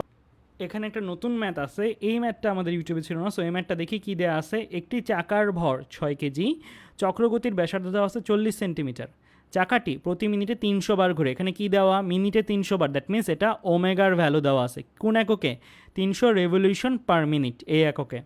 ঘূর্ণন গতিশক্তি বের করতে বলা হয়েছে। কি কি দেওয়া তাহলে? এম পাচ্ছি, চক্রগতির ব্যাসার্ধ কে পাচ্ছি, মিনিটে কতবার ঘুরে ওমেগা পাচ্ছি, তাই না? ঘূর্ণন গতিশক্তি বের করতে বলা হয়েছে। তো আমরা এই জায়গাটার মধ্যে এই কথাটা একটু ভালো করে বুঝতে হবে। ঘূর্ণন গতিশক্তি যদি শুধু গতিশক্তি বের করতে বলতো আর ঘূর্ণন গতিশক্তি বের করতে বলে, দুইটা কিন্তু এক জিনিস না। শুধু গতিশক্তি যদি বের করতে বলতো তাহলে আমাদের অ্যাকচুয়ালি কী কী বের করতে হতো? আমাদের বের করতে হতো হাফ এম ভি স্কোয়ার বের করতে হতো, আমাদের আবার বের করতে হতো কি হাফ আই ওমেগা স্কোয়ার। যেহেতু গতিশক্তি স্কেলার রাশি, সো দুইটা বের করে যোগ করে দিতাম, ওকে। বাট আমাদের এখানে ঘূর্ণন গতিশক্তি লেখা আছে, ঘূর্ণন কথাটা আছে শুধু। সো ঘূর্ণন কথাটা থাকার কারণে এই ম্যাথটার জন্য আমাদের অ্যাকচুয়ালি কী বের করতে হবে? আমাদের বের করতে হবে ইকে ইকুয়াল টু শুধুমাত্র আমরা বের করবো হাফ আই ওমেগা স্কোয়ার। শুধুমাত্র আমরা আই ওমেগা স্কোয়ার বের করবো। তার মিনস আমার কাছে লাগতেছে কি আই লাগতেছে, ওমেগা লাগতেছে। ওমেগা তো পাচ্ছি, আইটা বের করতে পারলেই কিন্তু আমার এই ম্যাথের কাজ শেষ, ঠিক আছে? সো এই ম্যাথের কথাগুলো একটু ভালো করে বুঝতে হবে। শুধু গতিশক্তি না ঘূর্ণন গতিশক্তি, এগুলো একটু ভালো করে জানতে হবে। আমার এখানে দেওয়া আছে কি? ভর দেওয়া আছে 6 কেজি, চক্রগতির ব্যাসার্ধ কে দেওয়া আছে 40 সেন্টিমিটার, দ্যাট মিনস 0.4 মিটার। মিটারে নিয়ে নিলে চাকার কৌণিক বেগ যেটা ওমেগা, রেডিয়ান পার সেকেন্ডে, রেভলিউশন পার সেকেন্ডে দেওয়া ছিল, রেডিয়ান পার সেকেন্ড নিতে হয়। আমি বলছি কীভাবে নিতে হয়, 2π/60 দিলে রেভলিউশন পার মিনিটে দেওয়া ছিল, রেডিয়ান পার সেকেন্ডে নিতে হবে। আমি বলছি রেভলিউশন পার মিনিট থেকে রেডিয়ান পার সেকেন্ডে নিতে হলে 2π/60 দিয়ে গুণ দিবা। 2π/60 দিয়ে গুণ দিছো, রেডিয়ান পার সেকেন্ডে চলে আসছে 31.42 রেডিয়ান পার সেকেন্ড। আমরা গতিশক্তি বের করব, ওই যে বলছিলাম ঘূর্ণন গতিশক্তি বের করতে হলে আই আগে লাগবে, তারপরে ওমেগা লাগবে। ওমেগা তো পাচ্ছি, আইটা আগে বের করতে হবে। তো আই বের করার কিন্তু 3টা উপায় আমি বলছি, 3টা উপায়। একটা উপায় কি? I equal to summation of m i r i square, একদম ম্যানুয়াল নিয়ম যেটা। ওইটা কখন? যখন আমার বস্তুটা কি, যে বস্তুটার আমরা বের করবো আই, সেই বস্তুটা কি কোনো নিয়মিত বস্তু না, চতুর্ভুজ তারপরে চাকতি বা দণ্ড, নিয়মিত বস্তু না, এক। দ্বিতীয়ত চক্রগতির ব্যাসার্ধও দেওয়া নাই তখন। আরেকটা কি? I equal to m k square, এটা কখন ব্যবহার করব? যখন কে দেওয়া থাকবে। আমার এই ম্যাথে কি কে দেওয়া আছে? আর আরও একটা উপায় ছিল, ওইটা কি? ওইটা হচ্ছে যদি নিয়মিত বস্তু হইতো।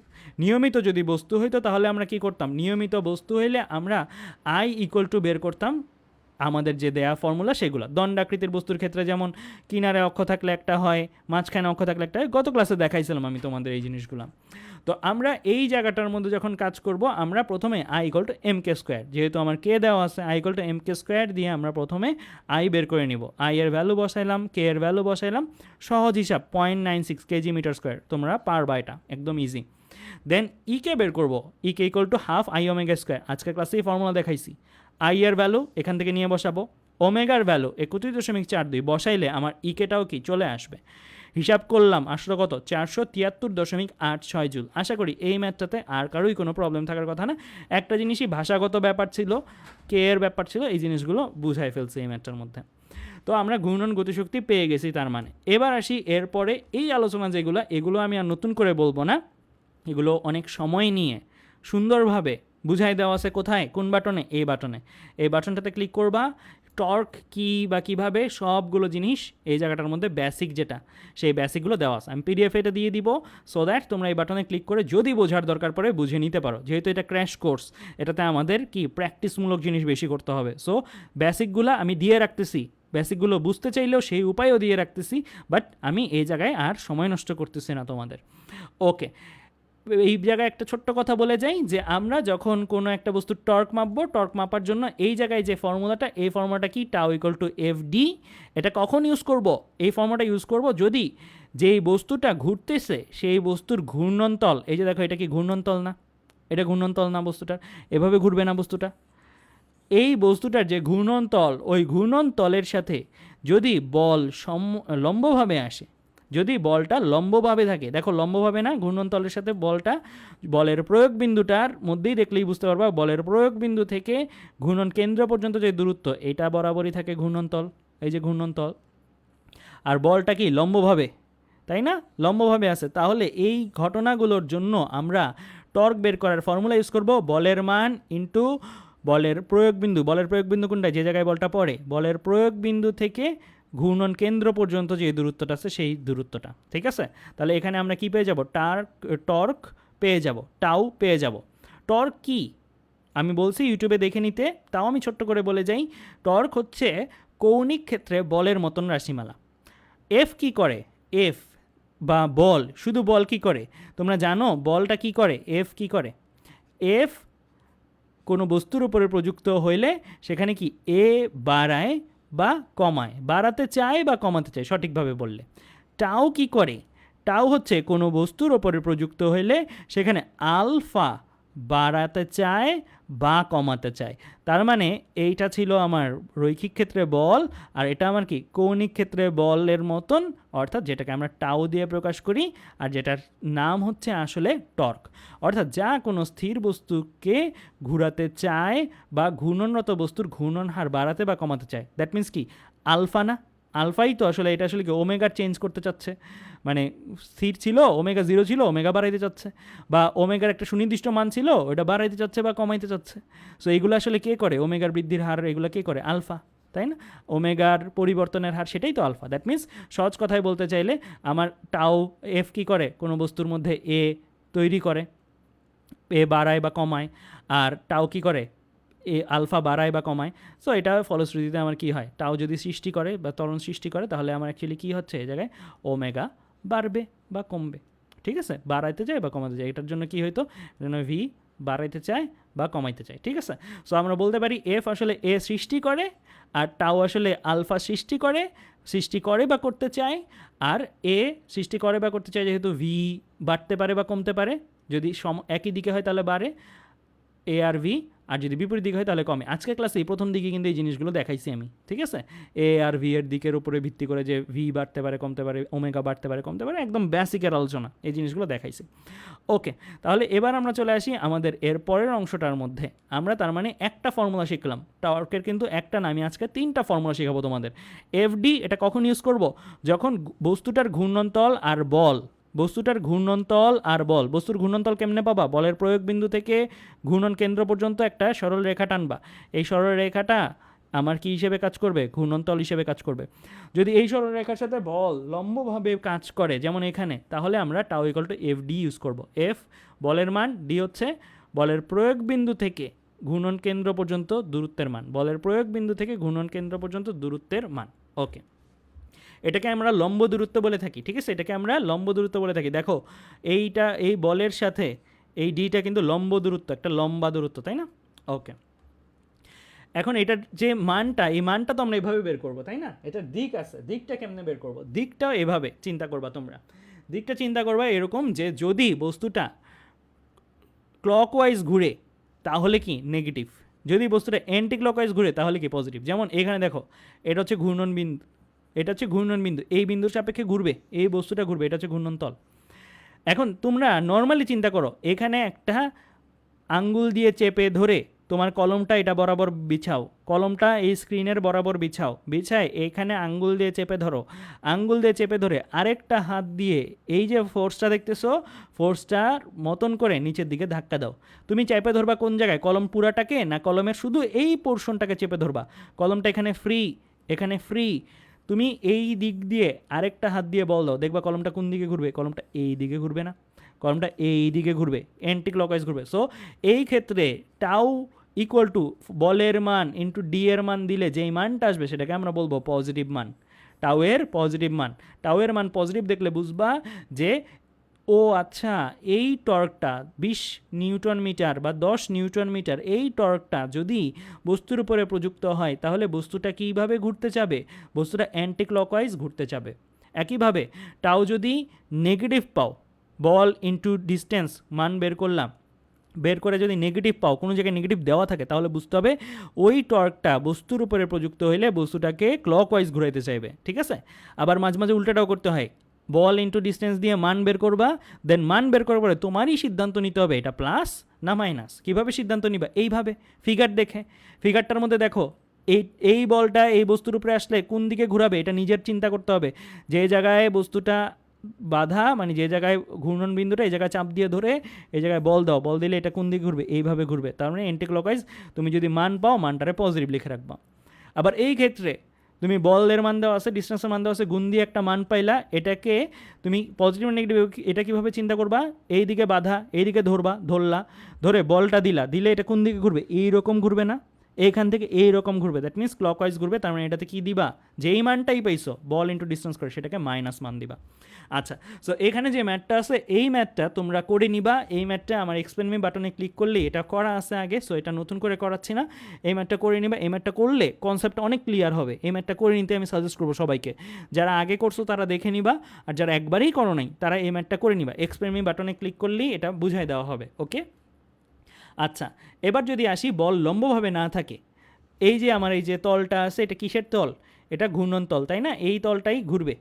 সো ঘূর্ণন তলটা যদি লম্বভাবে না থাকে কার সাথে, বলের সাথে। সো বল ধরো এমনি আসলো, তাহলে এখন চিন্তা করো তো বলটা এই যে ঘূর্ণন তলটার সাথে বলটা কি লম্বভাবে আসে নাকি থিটা কোণ করে আসে? থিটা কোণ করে আসে। থিটা কি 90 ডিগ্রি না। তার মানে বল যদি লম্বভাবে না থাকে তাহলে আমি ঘূর্ণন কেন্দ্র থেকে বলের প্রয়োগ বিন্দু, এই যে বলের প্রয়োগ বিন্দু পর্যন্ত যেই দূরত্বটা পাবো, যদি লম্বভাবে না থাকে কিন্তু বলছি, যদি লম্বভাবে না থাকে তখন ঘূর্ণন কেন্দ্র থেকে বলের প্রয়োগ বিন্দু পর্যন্ত যেই দূরত্বটা পাবো এই দূরত্বকে আমি আর দিয়ে প্রকাশ করব। এই দূরত্বকে আমি স্মল আর দিয়ে প্রকাশ করব। এই দূরত্বটাকে কী দিয়ে প্রকাশ করব? আমি এই দূরত্বটাকে স্মল আর দিয়ে প্রকাশ করব। ওকে, স্মল আর দিয়ে প্রকাশ করলাম। স্মল আর আর ডি এর মধ্যে তফাৎ আছে, আমি এই তফাৎটা বুঝাই তোমাদেরকে। ডি কি? ডি হচ্ছে ঘূর্ণন কেন্দ্র, এই যে যেটার উপরে আমি লেজার রাখছি, ঘূর্ণন কেন্দ্র থেকে বলের লম্ব দূরত্ব। দেখো তো এই ডিটা এফ এর সাথে লম্বালম্বি আছে না? লম্বালম্বি মানে কি? যে এই কোণটার কথা বলতেছি আমি, এই কোণটার কথা বলতেছি, এই যে এই কোণটা 90 না, এই কোণটা 90, এই যে এই কোণটা বল আর ডি এর মধ্যে কোণটা 90, তার মানে লম্ব দূরত্ব। সো ডি হচ্ছে বল থেকে ঘূর্ণন কেন্দ্র পর্যন্ত লম্ব দূরত্ব। এই যে বল আর এই যে ঘূর্ণন কেন্দ্র তাদের মধ্যে লম্ব দূরত্ব। তাহলে ডি এর ব্যাপারটা বুঝছো সবাই? ডি কিন্তু শুধুমাত্র লম্ব দূরত্ব। একটু আগে বলটাই ছিল লম্ব, তাই বলের প্রয়োগ বিন্দু থেকে ঘূর্ণন কেন্দ্র পর্যন্ত যে দূরত্ব সেটা ডিই ছিল। একটু আগে যেটা ছিল এটা ডিই ছিল, ঠিক আছে? আর এই ক্ষেত্রে যেটাকে আর হিসেবে দেখতেছো এটা তো বলের প্রয়োগ বিন্দু, এটা হচ্ছে ঘূর্ণন কেন্দ্র, তাদের মধ্যে দূরত্ব, কিন্তু এটা কি লম্ব দূরত্ব না। এটা বলের সাথে কত কোণে আছে? থিটা কোণে আছে। আর এফ এর সাথে কত কোণে আছে? থিটা কোণে আছে। এটা লম্ব দূরত্ব না। কিন্তু লেখো, পরিচয়টা দেখো, বলের প্রয়োগ বিন্দু থেকে ঘূর্ণন কেন্দ্র পর্যন্ত শুধু দূরত্ব, এটা লম্ব দূরত্ব না। আর ডি এর মধ্যে তফাৎ বুঝছো? আর ডি এর মধ্যে তফাৎটা কিন্তু বুঝতে হবে। বলো তো কে বড় এখানে, আর বড় না ডি বড়? এখানে আরটা দেখাই যাচ্ছে বড়, লম্ব দূরত্ব ক্ষুদ্র হয়, আর কি আমার একটু বড় তুলনামূলক। ওকে, আচ্ছা, তাহলে আমরা এই পর্যন্ত এই আলোচনাটা আশা করি সবাই বুঝতে পারছি যে আর ডি এর মধ্যে পার্থক্যটা। তাহলে এই সকল ক্ষেত্রে আমরা কেমনে বের করব? সো এই সকল ক্ষেত্রে অ্যাকচুয়ালি আমি ব্যাখ্যায় বলছিলাম, সো ব্যাখ্যাটা দেখে নিতে পারো, না দেখলেও সমস্যা নাই। এই ক্ষেত্রে ছোটো করে বলে যে এই বলটা দুইটা উপাংশ নেওয়া যায়, এফ সাইন থিটা এই বরাবর, এফ সাইন থিটা এই বরাবর, এফ কস থিটা এই বরাবর, এফ কস থিটা এই বরাবর, এফ সাইন থিটা এই বরাবর। এফ সাইন থিটা যে এই বরাবর আছে, এফ সাইন থিটা বলটাই কিন্তু ঘুরানোর জন্য দায়ী, তাই না? তুমি নিজেই চিন্তা করো, এই যে একটা দরজা, তোমার ধরো দরজাটা এটা, হ্যাঁ, দরজার কবজাটা হচ্ছে এটা, ওকে, দরজার কবজা এটা হচ্ছে দরজার অংশটা। এই পাশে তো আর দরজা পাবা না, এই পাশে তো নাই কবজার এই পাশে, বাট এতটুকুই চিন্তা করো না কেন, তুমি এতটুকু চিন্তা করে তুমি এই বরাবর বল দাও, মানে দরজার গা ঘেঁষে দরজাটারে কবজা থেকে বাইরের দিকে বল দাও, ঘুরবে না। কিন্তু এই বলটা তুমি দরজার গা ঘেঁষে দিতে চাও, ঘুরবে না। বাট এই বলটা লম্বালম্বি বলটা দিতে চাও, তাহলে কিন্তু ঘুরবে। তার মানে আমরা যেহেতু ঘুরা নিয়ে কাজ করতেছি, এফ কস থিটা উপাংশটা দায়ী না, ঘুরার জন্য দায়ী কি? এফ সাইন থিটা উপাংশটা, ঠিক আছে? সো এফ সাইন থিটা বলের উপাংশটা নিব আমরা শুধু, আর কি করব? দূরত্বটা নিব। আমরা তার মানে কি করলাম? সহজ কথায় যদি বলি, বল লম্ব ছিল না, বলের লম্ব বানাই নিলাম। বল লম্ব ছিল না, বলকে লম্ব বানাই নিলাম। এফ সাইন থিটার সাথে আর কে চিন্তা করো তো, এখন কি তারা লম্ব না? আর তো এটা এফ সাইন থিটা তো এটা, তারা পরস্পর লম্ব। তাই আমি ফর্মুলাটা খাটাইতে পারছি, এফ সাইন থিটা ইন্টু আর, ঠিক আছে? এফ সাইন থিটা ইন্টু আর। এই পর্যন্ত বুঝছো আলোচনাটা? এখানেও কিন্তু এফ ইন্টু ডি করা যেত, ওকে, বলে রাখলাম। এখানে আমি বলটা লম্ব ছিল না, বলটাকে লম্ব বানাই নিয়ে তারপরে আর এর সাথে বলটা এখন লম্ব, এফ সাইন থিটা বলটা লম্ব, এফ লম্ব না কিন্তু এফ সাইন থিটাটা লম্ব আর এর সাথে। তাহলে এফ সাইন থিটা ইন্টু আর যদি করি তাহলেও কী পাবো? আমি এই ক্ষেত্রে টর্ক পেয়ে যাব। সো আমার সাজেশন, যদি বল লম্ব থাকে তাহলে ঘূর্ণন বিন্দু থেকে এই যে দূরত্বটা, এটা তোকে তখন ডি বলবো, কারণ দূরত্বটা লম্ব দূরত্ব, বল লম্ব আছে, তখন এফ ইন্টু ডি। আর যদি বল লম্ব না থাকে তখন বলটাকে যত কোণ করে থাকবে, এই যে থিটার পরিচয়টা দেখো, থিটা কি, ঘূর্ণন তলের সাথে বলটা যত কোণ করে থাকবে সেই কোণটা বলের সাইন থিটা আকারে নিবা। বলটাকে যদি লম্ব না ভাবে পাও, বলটা যদি লম্ব না থাকে, তাহলে বলটা তো লম্ব না, তার মানে অবশ্যই তলের সাথে একটা অনুভূমিক কোণ করে আছে। এই থিটার পরিচয় কি, অনুভূমিক কোণ, কার সাথে কার, বলের সাথে ঘূর্ণন তলের যত কোণ করে থাকবে অনুভূমিক, এই কোণের সাইন থিটা নিবা, নিয়ে বলের সাথে গুণ দিবা, বলের পুরাটার মানের সাথে গুণ দিবা, এফ সাইন থিটা পেয়ে যাও, মানে লম্ব অংশটা পেয়ে যাও। তারপরে তুমি আর দিয়ে গুণ দিবা। আর এর পরিচয় কি, আর এর পরিচয় হচ্ছে ঘূর্ণন কেন্দ্র থেকে বলের প্রয়োগ বিন্দু পর্যন্ত যে দূরত্বটা, সেটা, এটা লম্ব দূরত্ব হইতে হবে, নট নেসেসারি। আগে এটা লম্ব দূরত্ব ছিল না, তাই এটাকে ডি, লম্ব দূরত্ব ছিল তাই এটাকে ডি বলছিলাম। এখন এটা লম্ব দূরত্ব না, এফ এর সাথে লম্ব দূরত্ব না, তাই এটাকে আর বলতেছি। কেমন, ফর্মুলাটা কিন্তু ভালো করে খেয়াল রাখবা, ঠিক আছে? আচ্ছা, আমি আগে ইউটিউবে যখন পড়াইছিলাম তখন এটাকে ডি দিয়েই পড়াইছিলাম, এটাকে ডি দিয়ে পড়াইছিলাম, কিন্তু তখন এই খেয়াল রাখবা, তখন আর এর জায়গায় কিন্তু আমি লিখছিলামও ডি। আগের ইউটিউবে যেটা পড়াইছিলাম সেটা কিন্তু ভুল ছিল না, সেটাও কারেক্ট। বাট তোমাদের বইগুলোতে, আমি ভার্সিটিতে যেটা প্র্যাকটিস করছি সেটা তোমাদেরকে দেখাইছি, বাট তোমাদের বইগুলোতে দেখলাম যে আর আর ডিকে আলাদা চলক হিসেবে দেওয়া, তাই আমি তোমাদের বইয়ের মতন করে এই জিনিসটা পড়াইছি। আজকের যে লেকচারটা এটা ফুললি বইয়ের মতন, ঠিক আছে? এটাই তোমরা সরাসরি প্র্যাকটিস করতে পারো, ওকে? আচ্ছা, ওইটাও ম্যাথমেটিক্যালি কারেক্ট অ্যান্সার আসবে, বাট ওই ক্ষেত্রে ডি এ জায়গায় চিন্তা করা হয়েছে, কেমন? আর আজকে যে লেকচারটা দিলাম সেটা কি হুবহু তোমাদের বইয়ের মতন করে, ওকে? আচ্ছা, এবার আমরা চলে আসি আমাদের এখানে একটা ম্যাথ। এই ম্যাথটা তোমরা অ্যাকচুয়ালি ইউটিউব থেকে করে নিতে পারো, একদম ইজি ম্যাথ, একই জিনিস আমি আগে করাইছি, সো এখানে দেখে নিলেও তোমরা বুঝবা, একদম কঠিন কিছু না। খালি এখানে বোঝার মতন জিনিস হচ্ছে যে এই যে দেখো 2 নিউটনটা লম্বালম্বিভাবে আছে, তাহলে এটা এফ ইন্টু ডি ব্যবহার করছি। এই যে এখানে 8 নিউটন 6 নিউটন এগুলো বলের মান, 8 নিউটন 6 নিউটন এগুলো কি লম্বালম্বিভাবে কাজ করে নেই, লম্বালম্বিভাবে কাজ করে নেই, তাই এটাকে এফ সাইন থিটা ইন্টু আর ফর্মুলা ব্যবহার করছি। আর কি, সরাসরি ঘূর্ণন বিন্দু থেকে বলের প্রয়োগ বিন্দুর দূরত্ব, ঘূর্ণন বিন্দু থেকে বলের প্রয়োগ বিন্দুর দূরত্ব 5 মিটার, এই যে 5 মিটার বসাইছি এখানে। এটার জন্য কত, ঘূর্ণন বিন্দু থেকে বলের প্রয়োগ বিন্দু দূরত্ব কত, 3 মিটার দেওয়া আছে, 3 মিটার বসাইছি এখানে, ঠিক আছে? আর সাইন দিয়ে যে কোনটা কার সাথে দেওয়া, কোনটা আমার ঘূর্ণন তলের সাথে, এই যে ঘূর্ণন তলের সাথে বলের কোনটা দেওয়া, অনুভূমিক কোণ কিন্তু এটা, ঠিক আছে?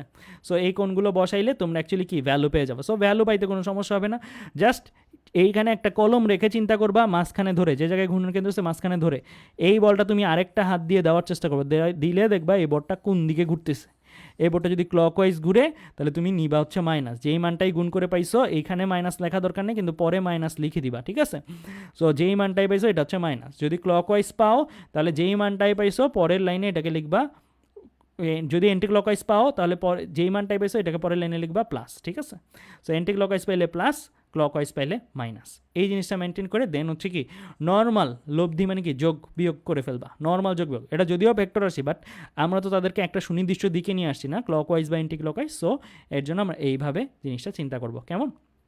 ওকে, এই জিনিসগুলো কিন্তু অ্যাকচুয়ালি লম্বভাবে কাজ করে, ক্লকওয়াইজ অ্যান্টি ক্লকওয়াইজ না। মানে টর্কটা অ্যাকচুয়ালি কীভাবে কাজ করে, টর্কটা অ্যাকচুয়ালি ঘূর্ণনটা ক্লকওয়াইজ, ঘূর্ণনটা অ্যান্টি ক্লকওয়াইজ, বাট ওই যে বললাম প্রথমে শুরুই করছিলাম আমি আলোচনা এইভাবে যে অ্যান্টি ক্লকওয়াইজ ঘুরলে উপরের দিক, ক্লকওয়াইজ ঘুরলে নিচের দিক। টাও কিন্তু তাই, থিটা, ওমেগা, আলফা, টাউ এরা সবাই লম্ব দিকে কাজ করে, ঠিক আছে? সো এখানে ক্লকওয়াইজ অ্যান্টি ক্লকওয়াইজ রোটেশনের ভিত্তিতে আসলে এটা কি হইতো, এটা মাইনাস মানে কি নিচের দিক, এটা মাইনাস মানে কি নিচের দিক, এটা প্লাস মানে কি উপরের দিক, তার মানে একটা উপরে দুইটা নিচে। তাই আমরা এই জায়গায় কি করছি, এই জিনিসটা যোগ করার ক্ষেত্রে একটা উপরে, যেটা উপরে এটা পজিটিভ, আর যেগুলো নিচে এগুলোকে নেগেটিভ হিসেবে দিছি। ফলাফল মাইনাস আসছে, দ্যাট মিনস কি লব্ধিটা নিচের দিক, লব্ধি নিচের দিক মানে কি আলটিমেটলি এই বোর্ডটা কোন দিকে ঘুরবে, আলটিমেটলি এই বোর্ডটা ক্লকওয়াইজ ঘুরবে, কারণ লব্ধি নিচের দিক হয় কখন, ক্লকওয়াইজ ঘুরলে, ঠিক আছে? আমি বলছি ক্লকওয়াইজে নিচের দিকে চিন্তা করবা, তারপরে নিচের দিকে আসলে এই যে মাইনাস আসছে মানে নিচের দিকে আসছে, নিচের দিকে আসলে চিন্তা করতে হবে কি ঘূর্ণন, এটা ক্লকওয়াইজ ঘূর্ণন, ওকে? আচ্ছা, এবার আমি চলে আসি আমাদের এই জায়গাটার মধ্যে, এই জায়গায় একটা আলোচনা আছে, এই আলোচনাটা গুরুত্বপূর্ণ। এই বোর্ডটা, এই ডি কোনটা আর কোনটা একটু আগের সাইডেই আমরা দেখছি, এফ সাইন থিটা ইন্টু আর, এই ফর্মুলাটাও আমরা দেখছি। এখন এখান থেকে ভেক্টর প্রকাশটা আমরা দাঁড় করাইতে পারবো। এফ কি একটা ভেক্টরের মান, বলের মান, এই জায়গায় এফ কি একটা বলের মান হিসেবে কাজ করতেছে, শুধু মানটাই বসাই। আর হিসেবে কি একটা ভেক্টরের মান, তাই না? একটা ভেক্টর, ব্যাসার্ধ একটা ভেক্টর, একটা ভেক্টরের মান। সাইন থিটা, থিটার পরিচয় কি দেখো তো, কার কার মধ্যবর্তী কোণ, বল আর আর, বল আর আর, অর্থাৎ এফ আর আর এর মধ্যবর্তী কোণ, অর্থাৎ দুইটা ভেক্টরের মধ্যবর্তী। একটু একটা কথা বলি, একটু মনে করে দেখো তো, প্রথম ভেক্টরের মান গুণ দ্বিতীয় ভেক্টরের মান গুণ তাদের মধ্যবর্তী কোণের সাইনের মান। এটা কোথায় কোথায় পড়ছিলা, কোথায় পড়ছিলা এটা? এটা ভেক্টর চ্যাপ্টারে পড়ছো না? প্রথম ভেক্টরের মান গুণ দ্বিতীয় ভেক্টরের মান গুণ তাদের মধ্যবর্তী কোণের সাইনের মান। এটা কি বোঝায়? এটা ক্রস গুণন বোঝায়। সো এখানে প্রথম ভেক্টর, দ্বিতীয় ভেক্টর আর তাদের মধ্যবর্তী কোণের সাইন, দ্যাট মিন্স এটা অ্যাকচুয়ালি একটা ক্রস গুণন বোঝাবে। সো ক্রস গুণন আমি লিখবো টাউ ভেক্টর ইকুয়াল টু কি, আর vector cross f vector, r vector cross f vector. এখানে কিন্তু তোমাদের একটা বোঝার ব্যাপার আছে। বোঝার ব্যাপারটা হচ্ছে আর ভেক্টরটা ক্রসের আগে, এফ ভেক্টরটা ক্রসের পরে। কেন এটাই দিলাম, এফ ক্রস আর কেন দিলাম না? একটু চিন্তা করে দেখো, আমি অলরেডি একটা জায়গায় তোমাদেরকে পড়াইছি ভেক্টরের মধ্যে ক্রসের আগে যে ভেক্টরটা থাকে সেইটা থেকে ক্রসের পরে যে ভেক্টরটা সেইটার দিকে আমাদের যেতে হবে। যদি আমি ক্লকওয়াইজ যাই তাহলে আমার নিচের দিকে ক্রস গুণফলটার দিক, যদি আমি অ্যান্টি ক্লকওয়াইজ যাই তাহলে আমার কি ওপরের দিক, তাই না? ওকে, তাহলে এখন আমাদের এই জায়গাটার মধ্যে কেন আর ক্রস এফই নিতে হবে, এটার এক্সাম্পলটা আমি একটু এই জায়গাটার মধ্যে দেখাই। এখানে কি দেখতে পাচ্ছ, শিশির পার্কে মেরিগো গ্রাউন্ড মানে ঘোড়ার গাড়ি যেটাকে আমরা বলি, তো এরকম ঘোড়ার গাড়িতে একজন চড়তেছে, সে এরকম অ্যান্টি ক্লকওয়াইজ ধরো ঘুরতেছে। ওকে, অ্যান্টি ক্লকওয়াইজ যদি সে ঘুরে তাহলে আমাদের আর ক্রস এফ, প্রথমত একটু আগে চিন্তা করো, আমি আজকে ক্লাসটা শুরুই করছিলাম এভাবে যে আমাদের যদি কোনো একটা জিনিস অ্যান্টি ক্লকওয়াইজ ঘুরে তাহলে থিটা, ওমেগা, আলফা ওদের দিক কোন দিকে হবে, ওপরের দিকে। তাই কিন্তু দেওয়া আছে, এই যে এখানে যেই ইয়া কালার দিয়ে দেওয়া, পিঙ্ক কালার দিয়ে যে উপরের দিকে অ্যারোটা দেওয়া, এটা কিন্তু আসলে কি ওমেগা এল এর দিক। টাউয়ের দিকও যে এটা দেয়া আছে, এই জিনিসটাই আমরা এখন কি প্রুফ করব। আর ক্রস এফ থেকে যে এটা উপরে আসে এটা আমরা প্রুফ করব, মানে আর ক্রস এফ করলে এটা উপরে আসে, এফ ক্রস আর করলে এটা নিচে আসে, আর ক্রস এফ করলে এটা ঠিক হয়, মানে ওমেগার দিক আর টাউয়ের দিক মিলে। ঠিক আছে, সো এই জিনিসটা আমরা এখন ডিরাইভ করব, কারণ টাউয়ের দিক তো ওমেগার দিকে মিলতে হবে। এটা কি সম্ভব যে টাউ দিছি আমরা এক দিক বরাবর আর ওমেগা তৈরি হয়েছে বিপরীত দিক বরাবর, আগে বস্তুটা স্থির ছিল? এটা তো পসিবল না। একটা স্থির বস্তুর উপরে টাউ আমরা যে দিকে দিব, ওমেগা তো আমার সেই দিকেই ক্রিয়েট হবে, তাই না? ওমেগা তো আমার সেই দিকেই ক্রিয়েট হওয়া উচিত, তাই তো? তাই আমরা কিন্তু এই জায়গাটার মধ্যে ওমেগার ডিরেকশন উপরে পাইছি, টাউয়ের ডিরেকশনে দ্যাট মিন্স উপরে আসা উচিত অ্যাকর্ডিং টু ওমেগা। সো এই উপরে যে আসতেছে আর ক্রস এফ করে, এটাই আমরা এখন প্রুফ করব। সো একটু চিন্তা করে দেখো, এই জিনিসটা কি ওপরে এই জায়গায় নিয়ে আসা হয়েছে, ঠিক আছে? এই জিনিস নিচের যে জিনিসটা দেখতেছো আর এফ, এটা কি ওপরে নিয়ে আসা হয়েছে। এখন এই জায়গাটার মধ্যে আর এর ডিরেকশনটা আসলে কোন দিকে, আর এর ডিরেকশনটা আসলে কোন দিকে একটু খেয়াল করো। আর এর ডিরেকশনটা হচ্ছে এই জায়গা থেকে বাইরের দিকে, আর এর ডিরেকশনটা হচ্ছে এরকম, এটা হচ্ছে আর এর ডিরেকশন। হ্যাঁ, আর এর ডিরেকশন হচ্ছে ভেতর থেকে বাইরের দিকে, এটা আর ভেক্টরটা ডিরেকশন। এখন একটু চিন্তা করো, এই পয়েন্টে তারা মিলছে, তাই না? এই জায়গাটা আমার আঁকা অনুসারে এই পয়েন্টে তারা মিলছে। আমি একটু কালারটা চেঞ্জ করে নিই কলমের, তাহলে তোমাদের বুঝতে সুবিধা হবে। আমি একটু কালারটা চেঞ্জ করে নিই, আমি ব্লু কালারটা নিই। ওকে, এখন এই পয়েন্টে তারা মিলছে, এই পয়েন্টে তারা মিলছে। এই পয়েন্টে আর ভেক্টরটা কি ভেতরে আসতেছে না, মানে ঢুকতেছে ভেতরে, ভেতরে ঢুকতেছে এই পয়েন্টের। আর এফ ভেক্টরটা কি এই পয়েন্ট থেকে বাইরে বেরোচ্ছে না? আমি একটা টেকনিক শিখাই দিই, সেটা হচ্ছে যখনই এরকম কাজ করবা, একটা ইনকামিং ভেক্টর আর একটা আউটগোয়িং ভেক্টর আর ঢুকতেছে এই পয়েন্টে, যে জায়গায় মিলছে এই পয়েন্টে ঢুকতেছে আর এফ বেরোচ্ছে, তাহলে কাজ হবে না। তোমার দুইটারই একটা পার্টিকুলার প্যাটার্নে আনতে হবে। অর্থাৎ এফও যেহেতু বাইরে বেরোচ্ছে, আরও বাইরে বের হইতে হবে, মানে আরটাকে আমরা একটু বর্ধিত করে চিন্তা করব। বর্ধিত তো করবো না, অ্যাকচুয়ালি আরটাকে একটু শিফট করে, মানে আরটাকে এইদিকে না চিন্তা করে এই দিক থেকে শুরু হয়েছে চিন্তা করবো, মানে আর ভেক্টরটাকে আমরা এইভাবে চিন্তা করলাম। আর ভেক্টর ছিল অ্যাকচুয়ালি এইভাবে। সো এটাকে কেন আমরা এই জায়গায় না রেখে একটু এই জায়গায় চিন্তা করলাম, কারণ দুইটাকেই আমার আউটগোয়িং করে চিন্তা করতে হয়। এটা কিন্তু সব জায়গার জন্য সত্য। তোমরা বলবিদ্যা, গতিবিদ্যা ওই জায়গায় খেয়াল করছো কিনা জানি না, ওই জায়গাগুলোতে এরকম ভেক্টর বা এরকম ছিল। সো যদি এরকম থাকে, তখন তোমরা যখন মধ্যবর্তী কোণ নির্ণয় করো, তখন কিন্তু এই কোণটাকেই, এই দুইটা ভেক্টরের মধ্যবর্তী কোণ বলা যাবে না, দুইটাকে আগে বহির্মুখী করতে হবে, তারপরে মধ্যবর্তী কোণ এইটাকে চিন্তা করতে হবে, ঠিক আছে? সো মধ্যবর্তী কোণ এইভাবে চিন্তা করতে হবে। আমি স্থির তড়িৎ চ্যাপ্টারেও কিছু এরকম আলোচনা তোমাদেরকে দেখাইছিলাম, এগুলো বলবিদ্যা, গতিবিদ্যাতেও আছে, ঠিক আছে? তো আমরা দুইটাকে কি করছি, প্রথমত বহির্মুখী করছি, এই পয়েন্টে আর কে বাইরের দিকে, এফ কে বাইরের দিকে। সো আমাদের এইটাই নিয়ম, যে জায়গায় ছেদ করবে মিলবে সে জায়গায় দুইটাই সেম অ্যালাইনমেন্টে আছে কিনা, দুইটাই বহির্মুখী কিনা বা দুইটাই অন্তর্মুখী কিনা সেটা মেক শিওর করতে হবে। সাজেস্ট করবো দুইটাকেই বহির্মুখী বানাইতে। এফটা অলরেডি বাইরের দিকে ছিল, এই পয়েন্ট থেকে বাইরের দিকে, আর কেউ বাইরের দিকে আনতে হবে। কী করণীয়? বর্ধিত করে দিব। বর্ধিত করে দিব মানে কি? শিফট করবো, ভেক্টরটাকে শিফট করে স্থানান্তর করে এদিকে নিয়ে আসবো। এখন আমি আর থেকে এফ এর দিকে কি করব? আর থেকে এফ এর দিকে যাব। কেন? কারণ আর হচ্ছে আমার ক্রসের আগের ভেক্টর, এফ আমার ক্রসের পরের ভেক্টর। নিয়ম হচ্ছে ক্রসের আগের ভেক্টরটা থেকে ক্রসের পরের ভেক্টরটার দিকে শর্টেস্ট ওয়েতে যাওয়া। সো আমি ক্রসের আগের ভেক্টরটা থেকে ক্রসের পরের ভেক্টরটা আমি শর্টেস্ট ওয়েতে যাবো। দ্যাট মিনস কি আমি এই পাথ ধরে যাব, এই পাথ ধরে যাব। সো এই পাথ ধরে যদি যাই, আমি এটাকে একটু গ্রিন কালার দিই যাওয়াটা, তাহলে তোমাদের বুঝতে সুবিধা হবে। ব্লু দিয়ে আমি আরটাকে বাইরের দিকে করলাম, এবার গ্রিন কালার নিয়ে আসলাম। সো গ্রিন কালার দিয়ে আমি এই জিনিসটা দেখাচ্ছি। সো আমরা আর থেকে এফের দিকে গেলাম, কারণ আর হচ্ছে ক্রসের আগের ভেক্টর, এফ হচ্ছে ক্রসের পরের ভেক্টর। তাহলে এই যাওয়াটা কীরকম যাওয়া হচ্ছে? ওপর থেকে চিন্তা করো, তুমি ওপর থেকে দেখতেছো, ওপর থেকে তুমি দেখতেছো। তাহলে এই যাওয়াটা কীরকম যাওয়া হচ্ছে? এই যাওয়াটা কি আমার অ্যান্টি ক্লকওয়াইজ হচ্ছে না? এই যাওয়াটা আমার কি হচ্ছে? অ্যান্টি ক্লকওয়াইজ হচ্ছে। এই যাওয়াটা আমরা দেখতেছি অ্যান্টি ক্লকওয়াইজ। অ্যান্টি ক্লকওয়াইজ যদি যাওয়া হয় তাহলেই তো আসলে কি ক্রস গুণনের যে গুণফলটা আসে, অ্যান্টি ক্লকওয়াইজ যাওয়া হলেই তো সেটা আপ, তাই না? সেটা আপ।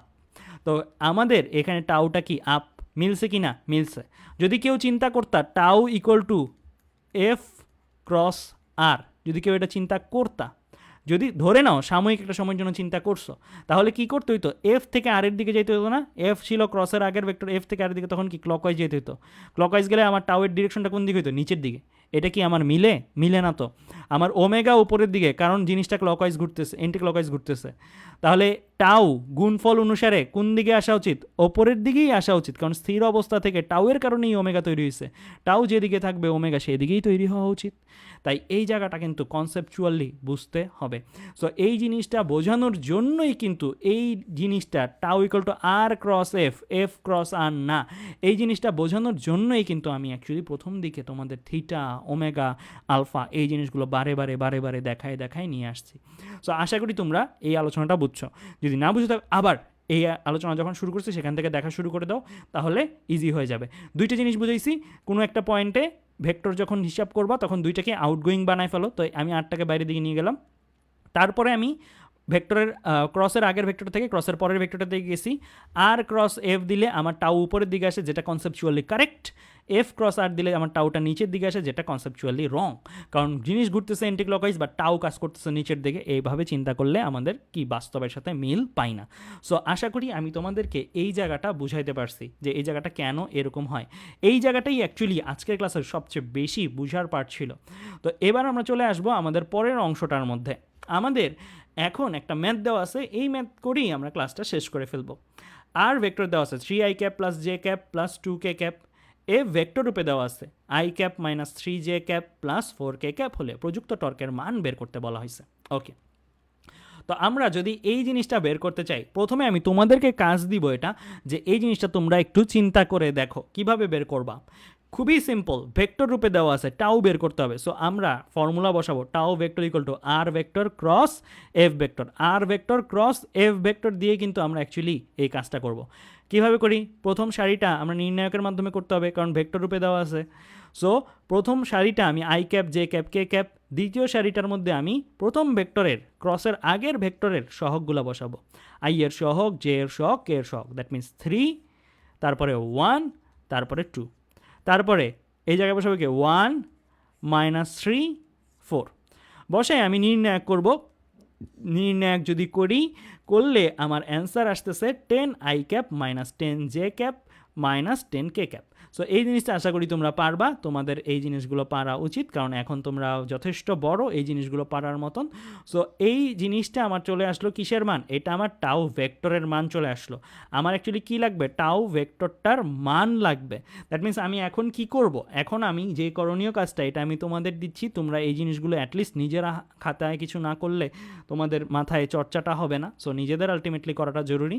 সো এটা কিভাবে করবা? খুবই সিম্পল, তোমরা জানো টাউ ভেক্টরের মান বের করতে হবে। Tau vector modulus equal to কি রুট ওভার, তুমি এখানে কি করবা 10 স্কোয়ার যোগ -10 স্কোয়ার, -10 স্কোয়ার মানে 10 স্কোয়ারই, যোগ -10 স্কোয়ার, ব্র্যাকেটের মধ্যে -10 হোল স্কোয়ার ছিল, সো এটা একবারে 10 স্কোয়ারই লিখতে পারি আমি। সো লিখে তারপরে আমার অ্যান্সারটা কীরকম আসবে, অ্যান্সারটা আমার এইরকম চলে আসবে, যে এইরকম চলে আসবে। সো একবার ডিরেক্ট ক্যালকুলেটরে লিখে দিলেই হয়, এই জিনিসগুলো না করলেও সমস্যা নাই। সো আমরা ডিরেক্ট ক্যালকুলেটরে লিখে দিব। সো আমার প্রযুক্ত টর্কের মানটা চলে আসলো, প্রযুক্ত টর্কের মানটা কত আসলো, 10√3। তো আশা করি আজকের ক্লাসে যেই জিনিসগুলো আমি তোমাদেরকে পড়াইলাম এই জিনিসগুলো তোমাদের মাথায় ক্লিয়ার হয়ে যাওয়ার কথা। এই জিনিসগুলো ভালো করে পড়লে পরের ক্লাস থেকে কিন্তু আমরা আমাদের কেন্দ্র বিমুখী বল নিয়ে ইম্পর্টেন্ট আলোচনা করব, রাস্তার ব্যাংকিং নিয়ে ইম্পর্টেন্ট আলোচনা করব। আশা করা যাচ্ছে পরের ক্লাসে আমাদের এই চ্যাপ্টারটা শেষ হয়ে যেতে পারে, বাট অবশ্যই তোমাদের প্রত্যেকের যা যাই পড়াইছি এখন পর্যন্ত এই জিনিসগুলো কিন্তু ভালো করে প্র্যাকটিস করে ফেলতে হবে। আর কালকে দিনটা বন্ধ তোমরা পাচ্ছ, সো কালকে দিনটা ভালো করে প্র্যাকটিস করে ফেলতে হবে। তো আজ এ পর্যন্তই, ধন্যবাদ সবাইকে।